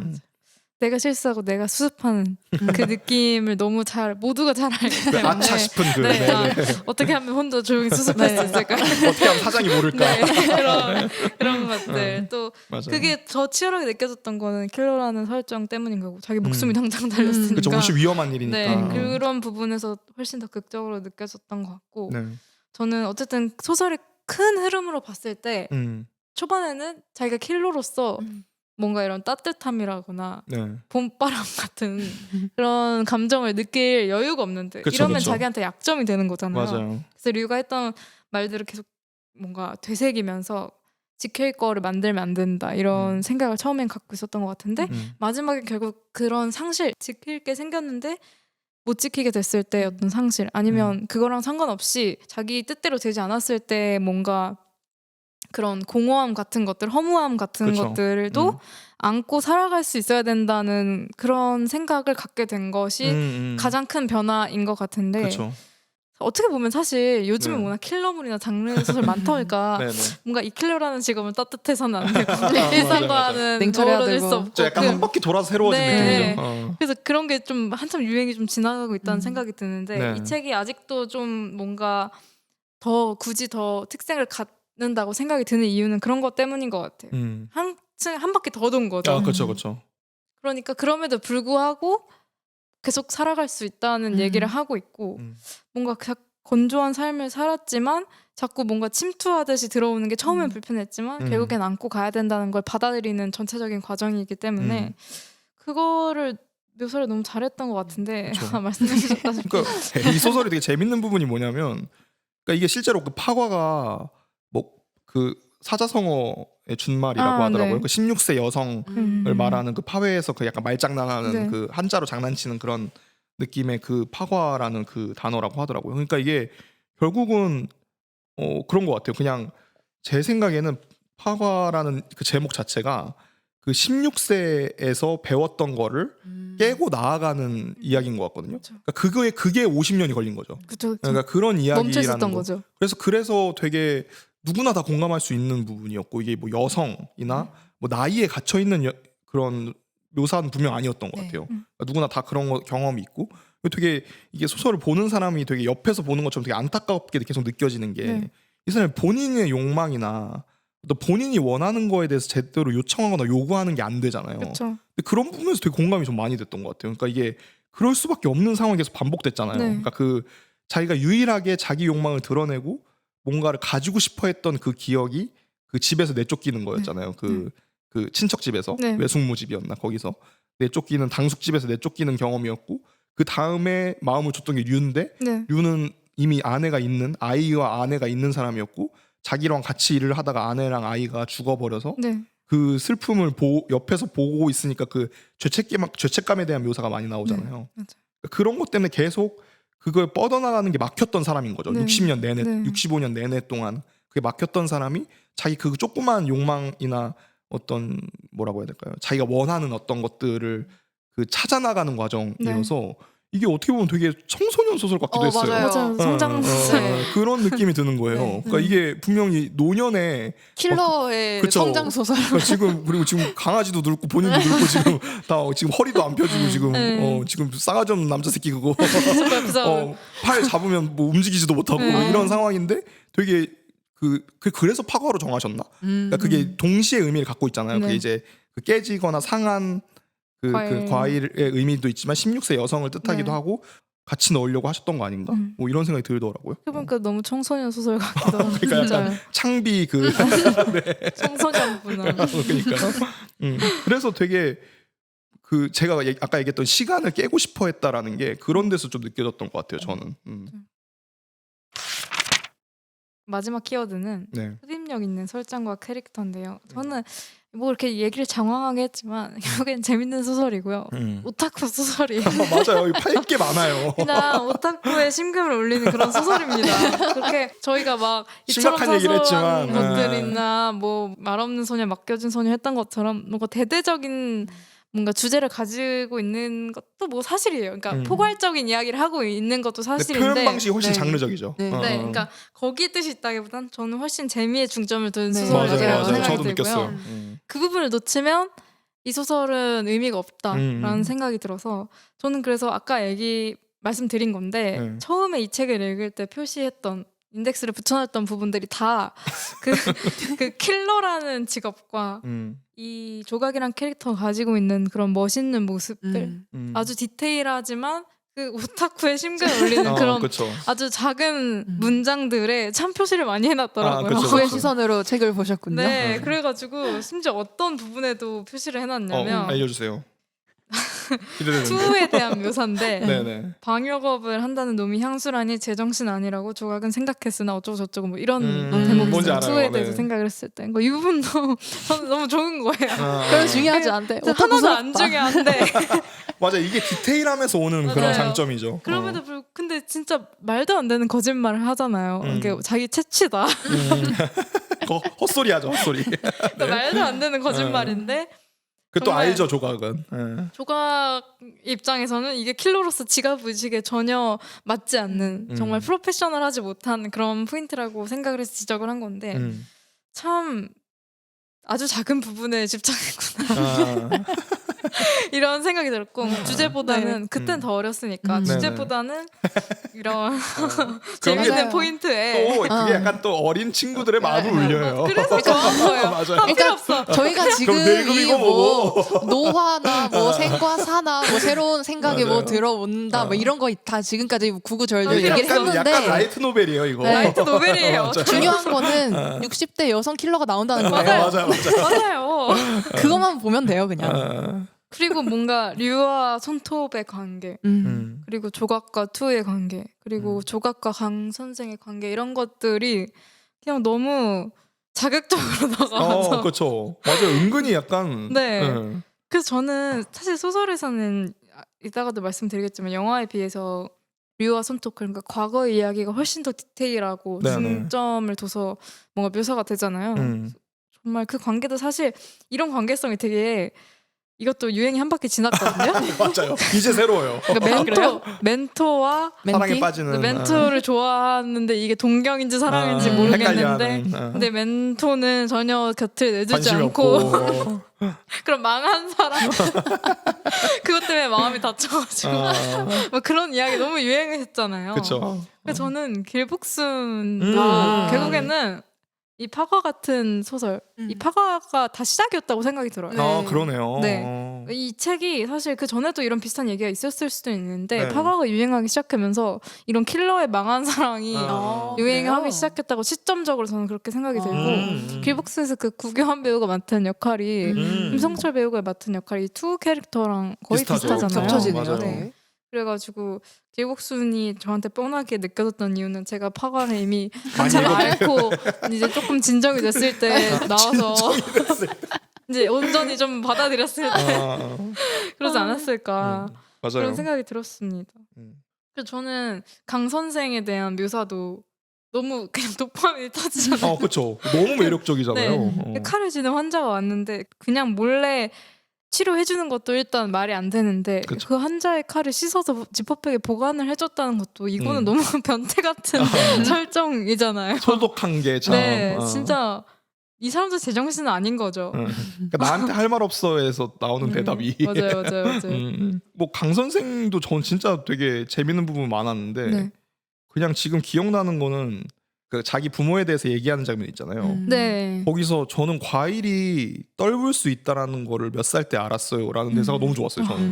그러니까 그게 정말 좋은 대사라고 생각해요. 그러니까 이게 너무 그 앞에 맥락을 다 한 번에 알려주는 대사잖아요. 그리고 아까 하라님 얘기하셨던 그 칼 그 씻었다고 얘기하는 장면에서도 그 앞에 대사가 왜요 김밥 썰었을까봐였잖아요. 그러니까 이런 게 되게 좀 약간 그 귀현이 작가 소설 같은 느낌의 그게 있어요. 근데 너무 약간 이 진지한 소설이 막 그런 본인의 늙음에 대해서 고찰하고 네. 막 무용하고 같이 막 밥 먹고 막 네. 무용한테 프로젝트 창 열어주고 막 이런 소설이 이 강 박사 앞에서는 되게 이렇게 하염없이 오덕스러워지는 네. 게 너무 매력적인 거예요. 맞아요. 이 캐릭터 어. 자체가 굉장히 판타지스러운. 그렇죠. 되게 캐릭터고. 이상적인 남성. 그래서 그 조각이 흔들리는 게 너무 자연스럽게 네, 느껴지는 맞아요, 거죠. 맞아요. 마치 그럴만하겠다 약간 이런 네. 느낌. 근데 전 처음 소설 볼 때 강 선생이 엑스트라인 줄 알았어요. 그렇죠. 그냥 이렇게 이거 주요 나오는 인물인 줄 모르고 그냥 잠깐 혹한 인물이다 네. 보다 했는데 이렇게 뒤까지 아 대사 웃기네 그냥 이러고 계속 나오는데 제가 이 책을 왜 좋아했는지 그러니까 작품 속을 다 떠나서 그냥 그렇죠. 도파민이 터졌던 거예요. 맞아요. 그러니까 그게 네. 되게 중요해요, 사실. 맞아요. 장르 소설에서 그게 핵심이죠, 사실. 그리고 어떻게 이게 보면. 영화나 드라마가 아니라 종이책에서 이런 자극을 얻을 수 있는 그렇죠, 게 그렇죠. 흔치 않죠. 되게 큰 매력이었던 것 음. 같아요. 하라님 지금까지 책방 중에서 가장 신나 보이세요. 가장 그냥 뭐 다 필요 없고 그냥 재밌게 읽은 책이에요. 그렇죠, 맞아. 그게 중요해요, 네. 사실. 장르 소설에서는 특히나. 그리고 사실 유하고의 관계성 같은 경우도 되게 생각보다 넌 되게 제가 예상했던 것보다 되게 딥하게 들어가서 재밌었던 맞아요, 것 같아요. 맞아요. 그러니까 음. 시작은 뻔한데 묘사가 뻔하지 않네. 그렇죠, 그렇죠, 맞아요. 그 정말 그 발에 채이는 설정을 네, 정말 디테일하게 가져가니까 저는 그 아내랑 딸 죽고 나서, 그러니까 아들이랑 네, 그 아내 죽고 나서 그 돌아와서 쭉 진행되는 묘사가 너무 좋았거든요. 맞아요. 아 그거 진짜 좋았던 것 보통 같아요. 그런 장면은 건너뛰는 그쵸, 장면이잖아요. 그러니까 사실 되게 도덕적 딜레마가 있고 사실상 섹슈얼한 관계가 있었다고 암시가 되죠. 네, 왜냐면 포옹했다라는 네. 그러니까 이 밀착됐다라는 네. 표현이 나오니까. 근데 되게 고급졌고 그러니까 그 라이트 노벨들처럼 안 쌌고 그 종이달 얘기할 때랑 약간 맞아. 결이 비슷한 종이들의 것 그 같아요. 관계성 네. 얘기할 때랑 비슷하게 되게 흔해 빠진 이 관계를 맞아요. 내가 글로 보면서 설레고 있다라는 게 그냥 어이가 없어. 되게 모욕스러웠어요. 그리고 그 둘의 외전이 있다고 하더라고요. 아 그래요? 네. 아 파쇄. 그 다음 파쇄가 네. 네. 제가 아직 못 읽어봤는데 결국 구명호 작가님 거기에 손을 대셨군요. 약간 뭐가 있냐면 네, 그 앵무새 죽이기 다음에 네, 파수꾼이라는 아. 소설이 나왔잖아요. 그 스피노프 그쵸. 그 인지, 특중 그 뒤에 인물 이야기인지. 얘기. 네.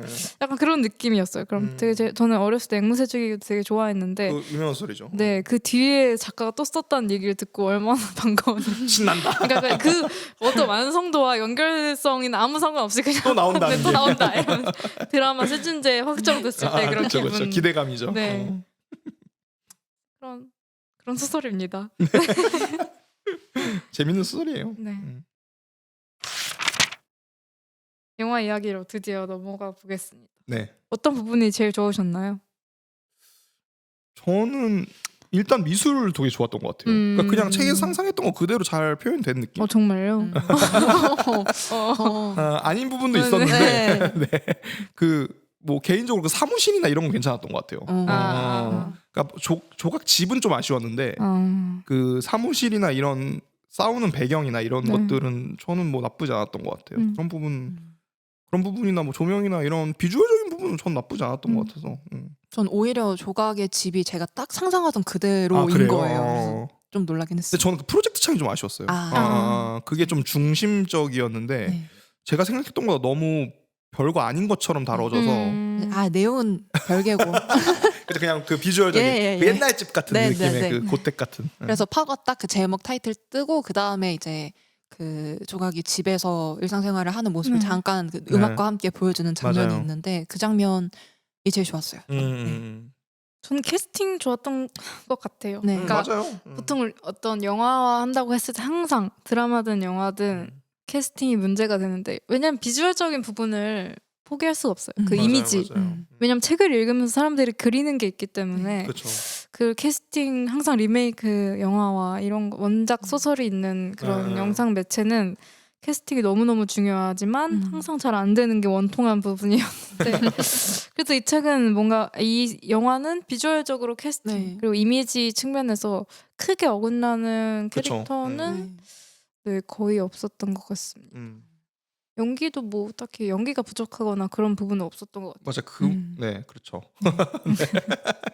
저는 내용 보면서 약간 진짜 별로다라고 해야 되나? 솔직하게 얘기하세요. 네, 괜찮아요. 네. 내용 보면서 막 눈살이 약간 찌푸려지는 그런 내용들이 각색들이 좀 있긴 했는데 이혜영 배우의 얼굴이 나오면 그냥 무조건 용서. 반사적으로 네.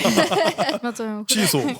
약간 이런. 왜냐면 어쨌든 이런 시각화한다는 게 생각보다 어렵고 중요한 일이라는 걸 다시 깨달은 게 그쵸. 각색이 이혜영 어려워요. 배우가 이 액션을 소화할 수 있는 사람이어야 돼요. 보통 그쵸, 그쵸. 액션을 소화한다면 이게 너무 추상적인 말이라서 잘 안 와닿는데 60대 킬러를 실제 시각적으로 구현할 수 있는 사람을 그쵸. 찾는 것부터가 일단 힘든 맞아요. 그렇기 때문에 이 활동량이 정말 이것도 사실 운이 좋은 거죠. 이 캐스팅도. 맞아요. 네. 이게 의지가 있다고 되는 것도 네, 아니고 맞아요. 몸이 어느 정도 만들어져 있어야 맞아요. 되는 부분도 있고. 이게 단순히 잘하느냐 못하느냐의 문제도 아니라고 생각이 그쵸. 들었어요. 그러니까 보여지는 거는 또 다르기 때문에 맞아요. 좀 색달랐던 부분이라기보단 아쉬웠던 부분으로 그냥 합쳐서 말을 할게요. 넘어가서 네, 색달라서 아쉬웠던 것 같거든요. 네, 그러니까 이 설정 바꾼 게 좀 문제가 많았던 것 같죠? 정말 바뀐 부분이 네. 너무 많아서 셀 수 없이 많아요 지금.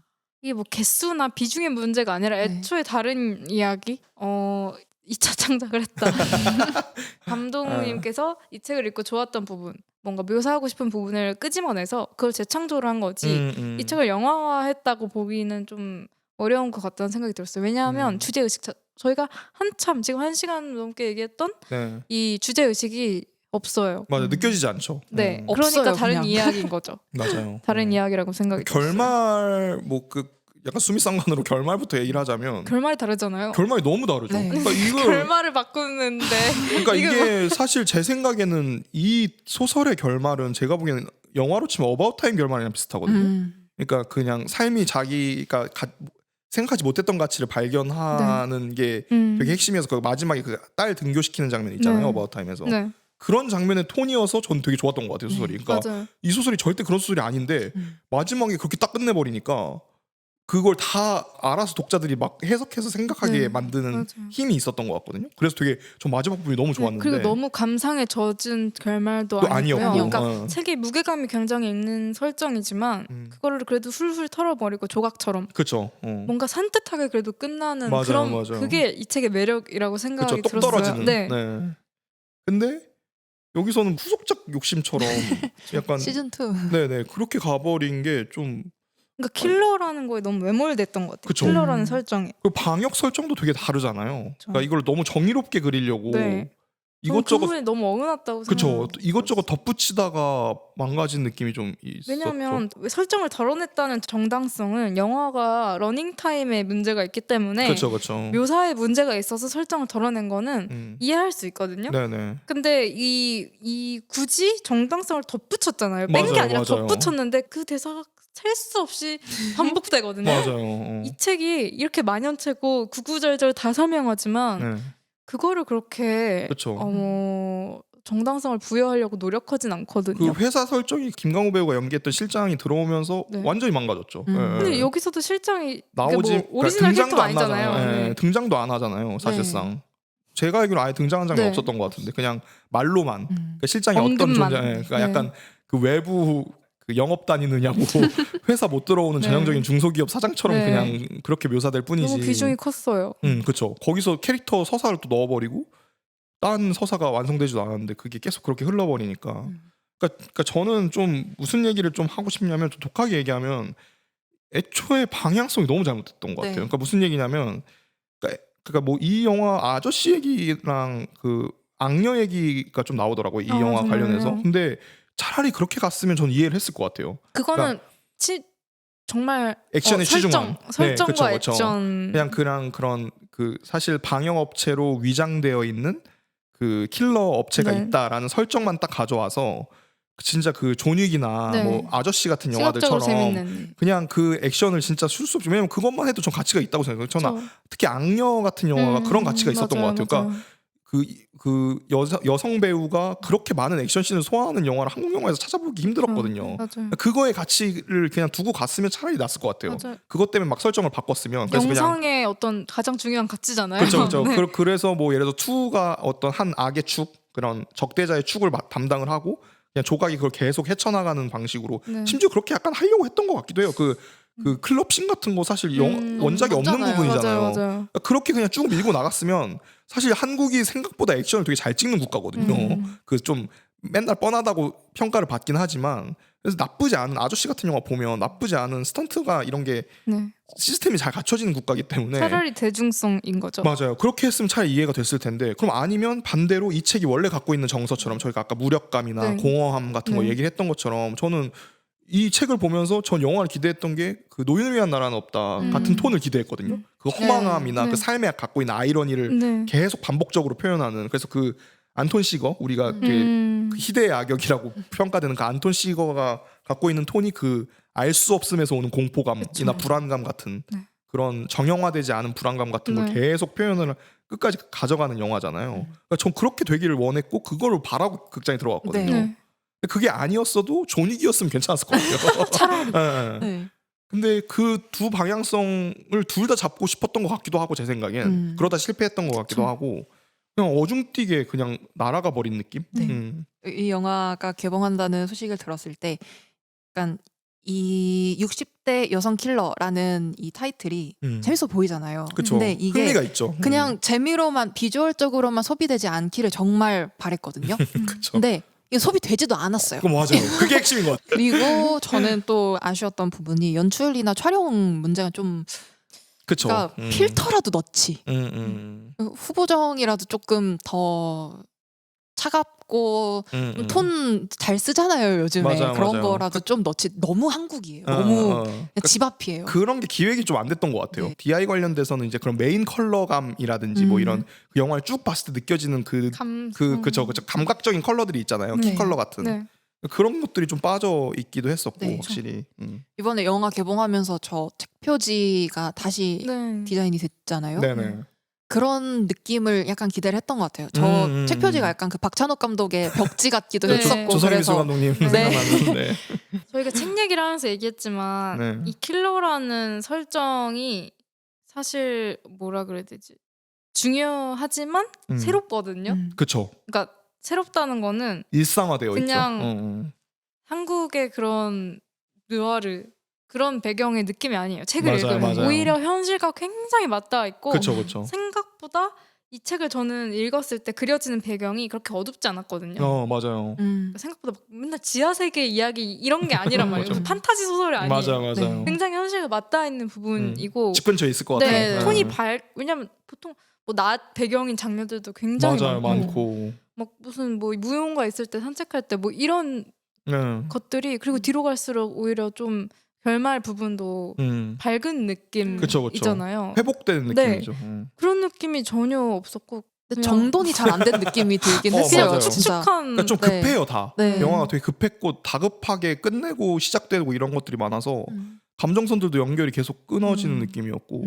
조각과 투의 관계가 훨씬 부각이 됐잖아요. 네네. 그럼 그 둘의 관계가 더 절절하게 느껴지거나 왜 그런 선택을 할 수밖에 없었는지에 대한 어떤 이해 같은 것들, 감정선 같은 것들이 네. 그런 시각적인 분위기가 정말 중요하다고 생각이 들었는데 그쵸. 거기서 충족이 안 되니까 몰입이 안 되는 거예요. 캐릭터 설정도 가뜩이나 캐릭터 설정도 많이 바뀌었는데 네 맞아요. 저는 특히 아쉬웠던 게 이 책에서 제가 좋아하는 부분이 투가 네. 조각이 자기를 기억 못한다는 사실에 대해서 생각을 할 때 네. 그러면서 이제 그 복숭아를 베어무는 장면이 나오죠. 그쵸. 알러지가 있잖아요. 두드러기 나면서. 네. 복숭아 알러지가 있는데 이거를 꽃 알러지로 바꿨더라고요. 그쵸. 갑자기 재채기를. 근데 왜 꽃 알러지를 바꿨는지. 근데 복숭아 알러지는 그래도 그냥 살릴 수 있었던 거 아닌가. 그렇죠. 그리고 그게 되게 중요하잖아요. 네. 칠목이 파과인데. 그러니까 네. 이런 거죠. 조각이 파과인데 네.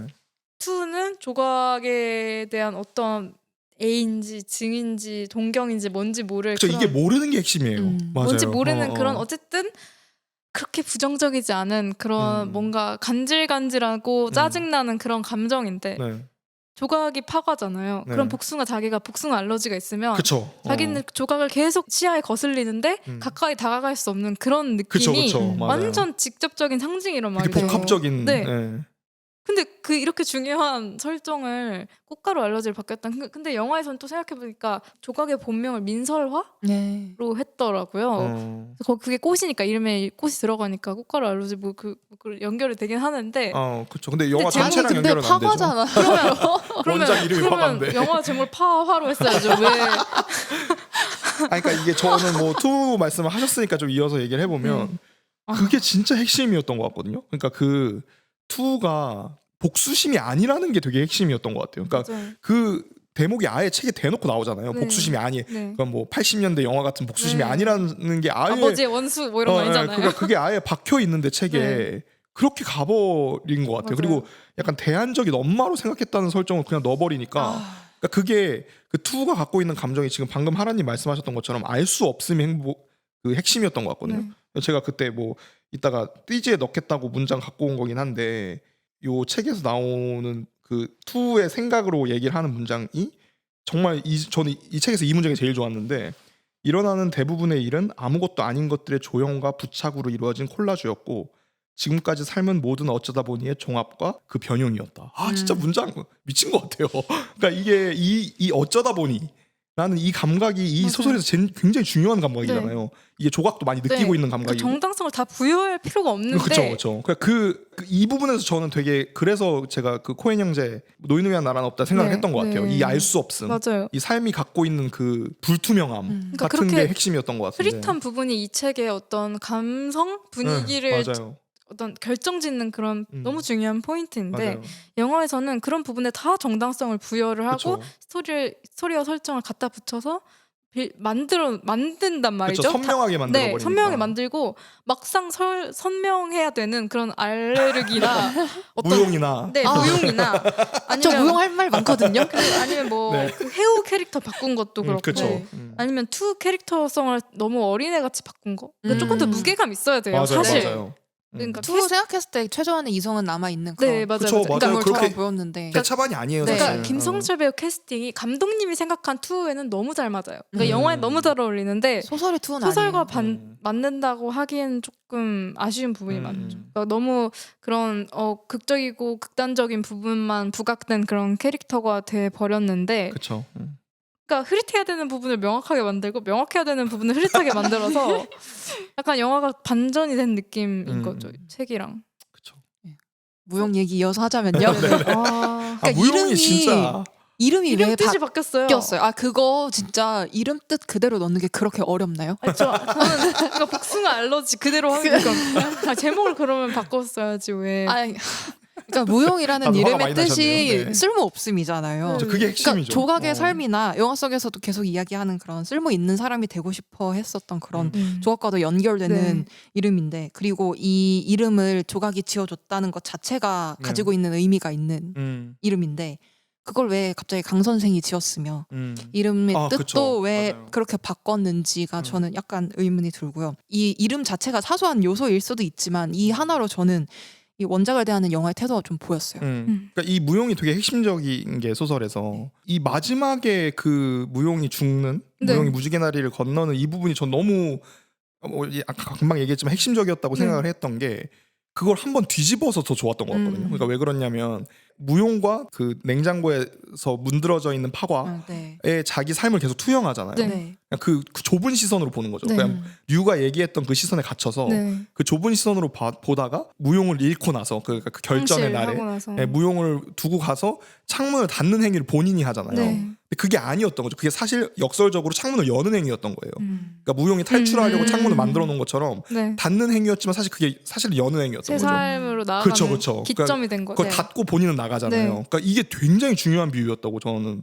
생각을 했거든요. 그래서 왜 이렇게 뜬금없이 애를 죽여라고 처음에 생각했어요. 왜냐면 강아지 죽으면 너무 슬프잖아요. 그래서 소설 보면서도 그랬는데 이 영화의 마지막에 그 손톱하는 장면까지 끝까지 보고 나면 무용을 왜 그렇게 썼는지 또 알게 되는 거. 작가님 제 생각이 짧았습니다. 약간 이런.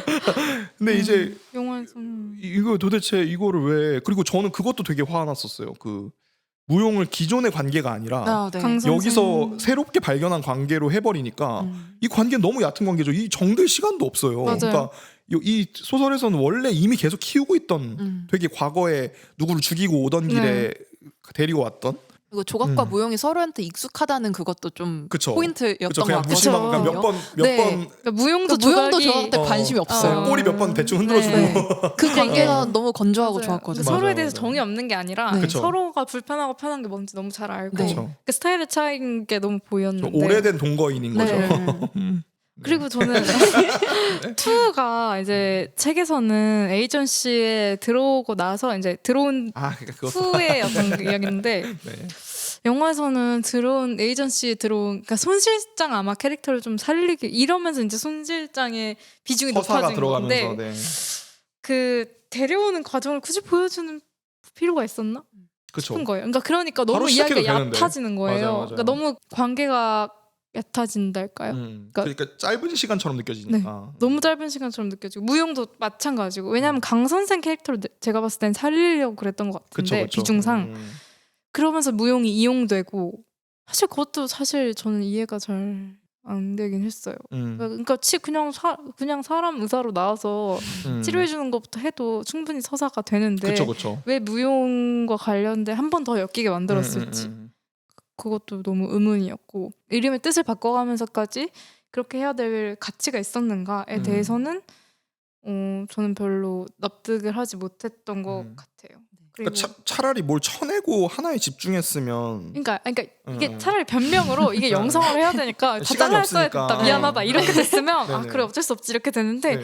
이상한 걸 빼고 이상한 걸 갖다 넣으니까 다른 이야기가 돼버리잖아요. 그쵸. 이름만 같은 이야기가 네, 돼버리는 그리고 거야. 해우 캐릭터도 이름이 초역으로 맞아요. 바꿨잖아요. 네. 그러면서 캐릭터가 이게 무슨 그러니까 길복순을 욕하는 게 아니라 길복순은 길복순만이 가지고 있는 네. 명확한 어떤 목적 의식이 있어요. 그쵸, 난 이런 네. 묘사를 할 거고 이런 이야기를 할 그 거다. 비주얼을 보여주고 네, 싶다. 보여줄 거다.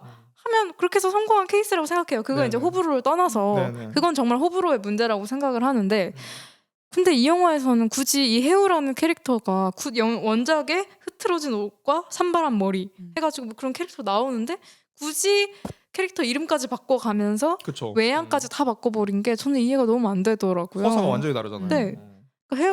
해우도 생각보다 자주 등장하는 캐릭터인데 네, 그쵸. 바꿔버리니까 분위기가 너무 약간 힙하려고 했나? 약간 그런 생각이 들었어요. 머리나 그런 왜 젊은 새로 들어온 사무학 보는 애 그쵸. 전형적인 그리고 옥자연 배우 연기가 분명히 그냥 해우 설정으로 갔어도 잘 살렸을 것 같은데 굳이 잘 그렇게 하니까 어울렸어요. 너무 이해가 안 됐어요. 저 굳이 그걸 덧붙일 이유가 없었는데 네. 제가 이번에 이 책을 읽고 영화를 보는 그 사이가 틈이 되게 bat았거든요. 네. 그 책을 읽고 거의 하루 지나고 영화를 봤어요. 네, 저도 그랬어요. 분명히 어제 책을 다 읽었는데 내용이 이해가 안 되는 거예요. 맞아요. 이 사람은 누구고 이거 뭔 내용인지 하면서 영화를 봤고. 그쵸. 사실 네. 그 최무성 배우 연기한 것도 갑자기 추가돼가지고. 네, 그러니까 제가 좋았다고 한 장면 다 빼버린 거예요. 그거를. 그리고 그 아까 장면에서 얘기하셨던, 대체 왜 저 투가 도와주러 온 건지 그 조각의 자주적인 그런 맞아요. 그게 되게 중요한 모습을 부분인데. 그리고 처음으로 킬러의 모습을 하고 나타난 거잖아요. 네. 그러니까 킬러의 일을 해야 되는데 네. 거기서 신체적인 그런 노화로 인해서 도움을 받는 그리고 여기서 그 최 팀장이었나요? 그 화장하는 그 화장터 네. 그 설정도 저는 소설에서 진짜 좋았거든요. 네네네. 그러니까 이게 되게 현실적이잖아요. 그러니까 왜냐면 킬러니까 가축이랑. 킬러니까 죽이고 나서 처리를 해야 네. 되는데 그래서 이걸 웃돈을 주고 그리고 그 마지막에 그걸 또 그냥 끝내는 게 아니라 무용으로 활용을 하잖아요. 네. 전화하는 장면도 맞아요. 저 너무 좋았거든요 소설에서. 그래서 그걸 되게 기대하고 봤고 그걸 최무성 배우가 했어도 너무 좋았을 것 같거든요. 네. 저는. 근데 굳이 없어도 되는 동료 킬러를 너무 그리고 길었어요. 저는. 그러니까 그 굳이 딸 설정까지 넣어가면서. 딸까지. 네. 근데 그 부분도 자꾸 이해가 안 돼서 진짜 딸인지 딸이 아니라 환상을 본 그쵸, 거라는 그쵸. 걸 다른 저는 사람을 나중에 본 거, 알았어요. 그런 왜냐면 거. 그 전에 딸의 얼굴이나 사진을 보여준 적이 네. 없으니까 그쵸, 맞아요. 죽은 딸인지 그냥 진짜 한 딸인지. 딸인지 알 수가 없잖아요. 우리도 착각했어. 그래서 전 네. 책을 잘못 읽었나 하고 있었어요. 이게 있었는데 내가 못 아니 봤나. 저는 그 복숭아 알러지 그게 정말 그 고자극 포인트란 말이에요. 그쵸. 그러니까 자기가 삼킬 수 없는 음. 것에 대한 어떤 맞아요. 뭐라 그래 추구하는 거 욕망 음. 같은 거를 너무 직접적으로 보여주면서도 잘 쓴 그런 장면인데 약간 모해한 그런 네. 느낌도 있죠. 근데 그 느낌이 이 책에 다란 말이에요. 그리고 저 최선을 김소재 배우가 한수 정말 잘했을 것 같거든요. 네. 두드러기 올라온 거 뭐 그리기 싫었나? 뭐지? 근데 굳이 왜 꽃 설정으로 했는지 너무 이해가 안 돼서 네. 그리고 책에 비해서 류의 비중이 너무 작기도 했고요.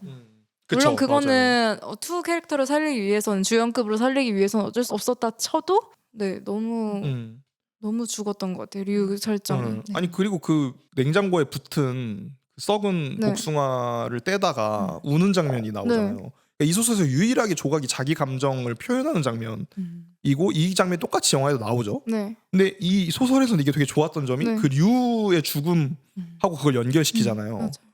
그거가 정말 너무 좋았거든요. 그거가 되게 복합적이죠. 그러니까 그 썩은 복숭아라는 게 류를 상징하기도 하는 거죠. 그런 그쵸, 그 그쵸. 맥락이 생기면서.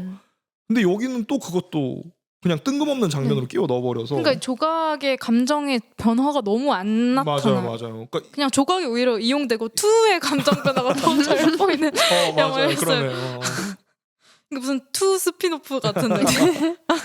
저희가 계속 소설에서 좋다고 했던 그런 만연체 분위기라든지 소설 저는 책을 읽으면서 이렇게 느낌이 찐득찐득하다라는 느낌은 정말 찐득찐득한 처음 그쵸. 받아봤었거든요. 맞아요. 근데 그 책만이 가지고 있는 그런 고유한 분위기가 영화로 오면서 진짜 많이 사라진 것 같다라는 느낌이 들었고 차라리 너무 1차원적인 방법이긴 하지만 이혜영 배우 목소리로 그냥 책의 구절을 그대로 읽는 장면 몇 장면이라도. 이라도 있었다면 그러니까요. 그 책이 그래도 가진 괜찮았을 것 네, 같은데. 그런 분위기가 영화에 조금은 묻어나지 않았을 워낙 리딩을 잘하시는 분이기도 네, 하니까. 그러니까요. 그래서 제가 아까 계속 박찬욱 감독 얘기를 했던 것도 그러니까 이 분위기를 너무 잘 살릴 수 있을 것 같은 감독님이고 저는 저번에 침범이라는 영화를 봤었는데 네, 얘기하셨죠. 그게 1, 2부로 나눠지는 영화고 1, 2부 연출하신 감독님이 다르신 걸로 알고 네네네, 있거든요. 맞아요. 근데 1부를 연출하신 감독님이 그 내용이 자기가 낳은 딸이 사이코패스라는 거를 어린 약간 딸이 키비데대아요 같은 네, 느낌이네요. 네, 네. 그거를 알고 난 후에 그런 엄마의 감정 묘사 같은 것들이 되게 날카롭고 차갑게 표현을 했고 또 색감이나 그런 잘 정돈된 느낌을 가지고 영화가 전개가 되는데 네. 저는 그 일부의 느낌이 너무 좋아서 그런 느낌을 기대했던 것 같아요. 네. 차가운 느낌. 네. 그리고 뭔가 차라리 그럼 투를 부각시킬 거면 강 선생 조각 투 이 세 명의 삼각관계 네, 같이. 이 현재 류는 뭐 과거니까 그렇다 치고 이 세 명 현실의 삼각관계를 조금 더 팽팽하게 했어야 된다고 생각이 들었어요. 네. 이 책에서는 훨씬 더 팽팽했다고 생각이 들고 더 신선하고 긴장감 있게 흘러갔어야 되는데 그냥 몇 번 이렇게 따라다니다가 끝난 느낌이라는 생각이 들어서 너무 아쉬웠던 것 같아요. 그 말씀하신 그 찐득찐득한 느낌이 너무 안 살고 그냥 모든 걸 다 뭉그러뜨려서 이 너무 설득력에 집중한 것도 같고 그렇죠. 그게 정답은 아니잖아요. 모든 걸 설명할 필요는 없는 건데 그 시간의 흐름을 너무 설득력 있게 만들려고 너무 많은 걸 갖다 붙였다는 생각이 계속 드네요. 너무 아쉬웠던 것 같아요. 그런 네. 설정을 일단 그리고 결말 바꾼 거 자체가 너무 말이 안 돼요. 아 그러니까 그거 아니, 내일에 관련된 게 네. 투 대상 하나밖에 없어요. 그쵸. 맨 처음에 칠하고 좀 다니지 맞아요, 뭐 그런 맞아요. 거. 그 도대체 그 마지막 그거는 왜 나오는지 잘 모르겠어요. 그 사이비 그건 도대체 왜? 그니까요. 네. 아니 이게 무슨 그거 있잖아요. 그 이재훈 배우 드라마 모범 택시도 아니고. 약간 그러니까 그런 무슨 느낌이었죠, 맞아요. 그러니까 그 단죄해야 된다는 그 강박에 빠져서 그 우리나라 요즘 유행하는 그 사적 복수. 복수 네. 그거에 너무 그 느낌이 나서 그래도 아쉬운 부분 많지만 네. 포장을 하자면 네. 그냥 중년 노년의 여성 배우가 이렇게 메인 롤을 맡거나 맞아요. 다양한 것을 표현할 수 있는 역할이 쉽게 주어지지 않는다는 걸 너무 잘 알고 있기 때문에 그렇죠. 이 아쉬운 점들을 떠나서 그냥 네. 이 역할이 너무 특별하기도 했었고 맞아요. 파과를 시작으로 이런 작품들이 좀 더 많아졌으면 좋겠다. 완성도를 떠나서 또 다른 길이 열렸으면 좋겠다 하는 생각을 가지게 된 것 같아요. 네. 아니 저는 그럼에도 불구하고 그 이혜영 배우랑 김성철 배우가 같이 그 투샷으로 대화하는 장면들 다 좋았어요. 전 영화관 맞아요. 가서 보면서 그 두 분의 목소리가 둘 다 너무 좋으셔가지고. 그러니까 이게 파가가 원작이라서 문제인 거지. 음. 뭔가 연기나 그런 측면에서의 큰 문제는 발견하지 맞아요. 못했고. 두 분 보는 재미도 있었어요. 네. 그 마지막 장면에서 그 손깍지 그게 애드립이라고 하더라고요. 아 그래요? 그러니까 그 약간 그 투가 죽기 직전에 이렇게 하면서 무슨 이렇게 칼 맞고 맞아요. 손깍지 끼는 장면이 있는데 그게 애드립이라고 해서 그거 좀 신기했고 근데 좀 이것도 아쉬운 건데 결국 또 그 하더라. 하나 마지막으로 얘기할게요. 말씀하시죠, 원작에서는 이제 알약 가루 안 만들고 알약 잘 먹냐 하는 그 대사 그러니까 네. 조각이 투를 기억했다는 거를 원작에서는 투가 죽고 나서 네. 그 대사가 나오는데 그쵸. 영화에서는 죽기 전에 요서를 모든 회한을 풀고 오케이 다 이렇게 알고 있어. 끝나니까 한풀이. 너무 대화가 너무 이어지는 거예요. 그쵸. 이미 죽었어야 되는데 좀 그런 타이밍의 문제도 좀 있었죠. 있었던 것 같아요. 그렇게 원작 소설에서는 결국엔 투가 그 얘기를 못 들었기 때문에 더 안타까운 그쵸. 건데 그게 핵심이죠. 네. 그러니까 그리고 못 들었어야 하는 게 핵심이었고요. 그러니까 조각이 그걸 기억해내기 힘들다는 것도 되게 중요한 포인트였는데 맞아요. 이 영화에서는 되게 빨리 기억해내죠. 네, 너무 빨리 기억하죠. 네. 도영 그러니까 투의 아버지를 죽인 다음에 네. 투가 얘기하잖아요. 나도 뭐 데려가면 안 되냐 그런 얘기를 하잖아요. 그것도 바뀐 부분 아닌가요? 맞아요. 그쵸? 그런 얘기 없었죠. 그것도 너무 그런 거 추가할 바에 그냥 그거 빼고 다른 거. 그렇죠. 네, 그냥 그렇습니다. 뛰어내리죠. 그냥 그 뒷모습만 보고. 네, 그래서 그걸 따라가는 걸 무서워하죠. 자기를 끌고 내려갈까봐. 맞아요. 책에서는. 그리고 뭔가 그 음향도 얘기가 지금 많이 많은데 이 부분 꼭 해야 될 것 같은데 대사가 너무 안 들리는 거예요. 근데 대사가 중요하잖아요. 소설이 이렇게 구구절절 다 얘기해주는 이야기인데 그러면 대사가 좋은 소설이니까 중요한 대사는 살렸어야 되는데 대사가 너무 안 들려서 만약에 이 책을 읽지 않고 영화를 보신 분이라면 조금 특히 초반은 이해하는데 조금 어려움이 있으셨을 수도 있겠다라는 생각이 들었고요. 저는 뭐 왜 예전부터 한국 영화 그 대사가 안 들려요는 되게 보편적인 어떤 악평이잖아요. 네. 근데 저는 그게 약간 사람들이 습관성으로 얘기하는 것도 있어서 꼭 그런 건 것도 아니다. 있죠. 라고 얘기하는 의견도 있어서 저도 다 그렇게 보진 않거든요. 네네. 그리고 저는 조금 대사 안 들려도 그래도 잘 듣는다고 생각하는 편이라 크게 문제라고는 생각을 안 했는데 이 경우에는 저는 책을 몇 번 읽었음에도 너무 안 들려서 이해에 문제가 있을 수도 있겠다라는 생각도 들었습니다. 왜냐면 그쵸. 설정이 독특하다 보니까 좀 그걸 술술 좀 이해가 돼야 되는데 너무 안 들려서 안타까웠어요. 저도 유추하면서 영화를 봤던 것 같습니다. 대사가 뭐였지 이러면서 책 내용을 다시 되짚으면서 네 들었던 것 같아요. 기억을 더듬으면서. 네, 그 부분 좀 아쉽더라고요. 대사가 참 맞아요. 좋은 이야기인데 그렇죠. 책과 영화 중에 뭐가 더 좋으셨나요? 네, 종이 다닐 때처럼 네 넘어가겠습니다. 마무리 해보겠습니다. 네. 띠지의 정을 한 문장. 태희님은 뭐로 정하셨나요? 저 아까 읽어가지고 네. 그 일어나는 대부분의 일들은 아무것도 아닌 것들의 조형과 부착으로 이루어진 콜라주였고 지금의 삶은 모든 어쩌다 보니의 종합과 그 변형이었다. 다시 읽어도 좋네요. 참 네. 문장이 좋아요. 이 리듬감이 너무 좋고 네. 우리가 이 단어들을 잘 모르잖아요. 네. 변형, 네. 뭐 부착 이런 거 네, 모르는데 맞아요. 쓰는 단어가 아니죠. 네, 그래도 그냥 느낄 수 있는 단어여서 뭐 이걸 한자어를 찾아보더라도 되게 좋은 문장이라고 생각을 해서 그냥 이 문장이 적혀 있으면 전 샀을 것 같아요. 책을 몰랐더라도 이거 문장 좋은데 사볼까 했을 것 같아서. 저는 되게 초반에 있는 페이지 19쪽에 있는 문장인데요. 그녀는 느긋한 발걸음으로 출구를 향해 간다. 머리 위로 드리워진 지상의 찬란한 어둠을 향해 나아간다. 라는 이 문장인데 찬란한 어둠이라는 것 자체가 뭔가 생과 사를 사이에서 이렇게 그렇죠. 있는 조각의 그런 모습을 상징하는 것 같기도 하고 아까 탱이님께서 말씀하셨던 창을 닫는 것이 곧 여는 것이다 랑도 이어지는 것 맞아요. 같았고 그냥 이 조각이 하고 있는 모든 고민들이 유의미하길 또 조각이 편안함을 빨리 찾길 바라게 되는 것 같아요. 맞아요. 네. 저 같은 경우에는 네. 문드러진 과일이 햇발 아래 뿌리 내리기까지라고 정해봤는데 그 햇발 아래 뿌리 내린다는 표현이 책에 실제로 나오는 표현이에요. 그래서 그 일상을 살아가는 자기보다 평범한 그런 사람들을 관찰하는 장면들이 굉장히 많이 나오는데 네. 그렇게 햇발 아래 뿌리 내린 사람들을 관찰하는 자기에 대해서 이야기하는 문장인데 결국에는 이 책으로 따지면 결말에는 햇발 아래 자기가 뿌리 내리기 시작한 결말이잖아요. 네. 그래서 어쨌든 이 파과로 비유가 된 조각이 그런 그 햇발 아래 자기가 소속되기 시작했다는 그런 점에서 굉장히 새로운 삶을 시작했다는 그쵸. 점이 의미가 있는 결말인 것 같아서 이렇게 정해봤습니다. 책방 에티켓을 말씀을 드릴 텐데요. 저희 3명 다 미리 정하지 못했더라고요. 다 베일에 감춰져 있군요. 네. 그래서 태희님부터 책방 에티켓 네. 어떻게 정하셨나요? 저는 조각에 빙의 돼서 지하철에서 읽을 것. 오.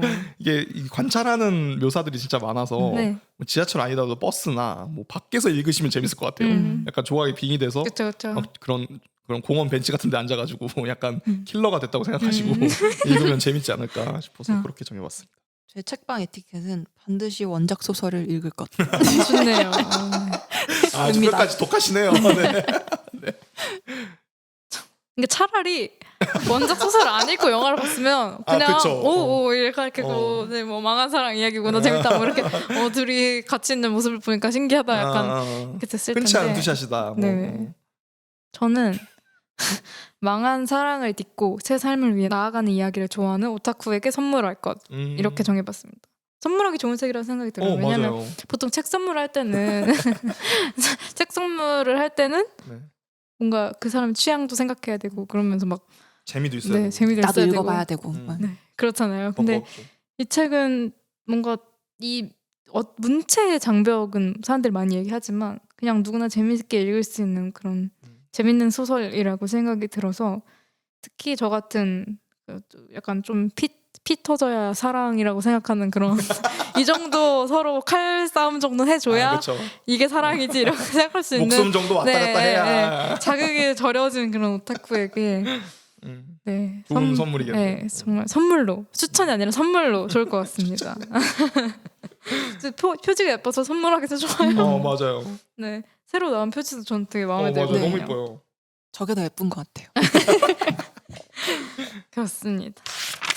저희가 오늘은 민규동 감독의 영화 파가와 구병모 작가의 동명 원작 소설 파과를 다뤄보았습니다. 여러분에게도 이전에는 못 느꼈던 삶의 따스함을 안고 앞으로 나아가게 된 순간이 있나요? 다음에도 티켓을 들고 만나요. 지금까지 책방의 티켓이었습니다. 조심히 가세요.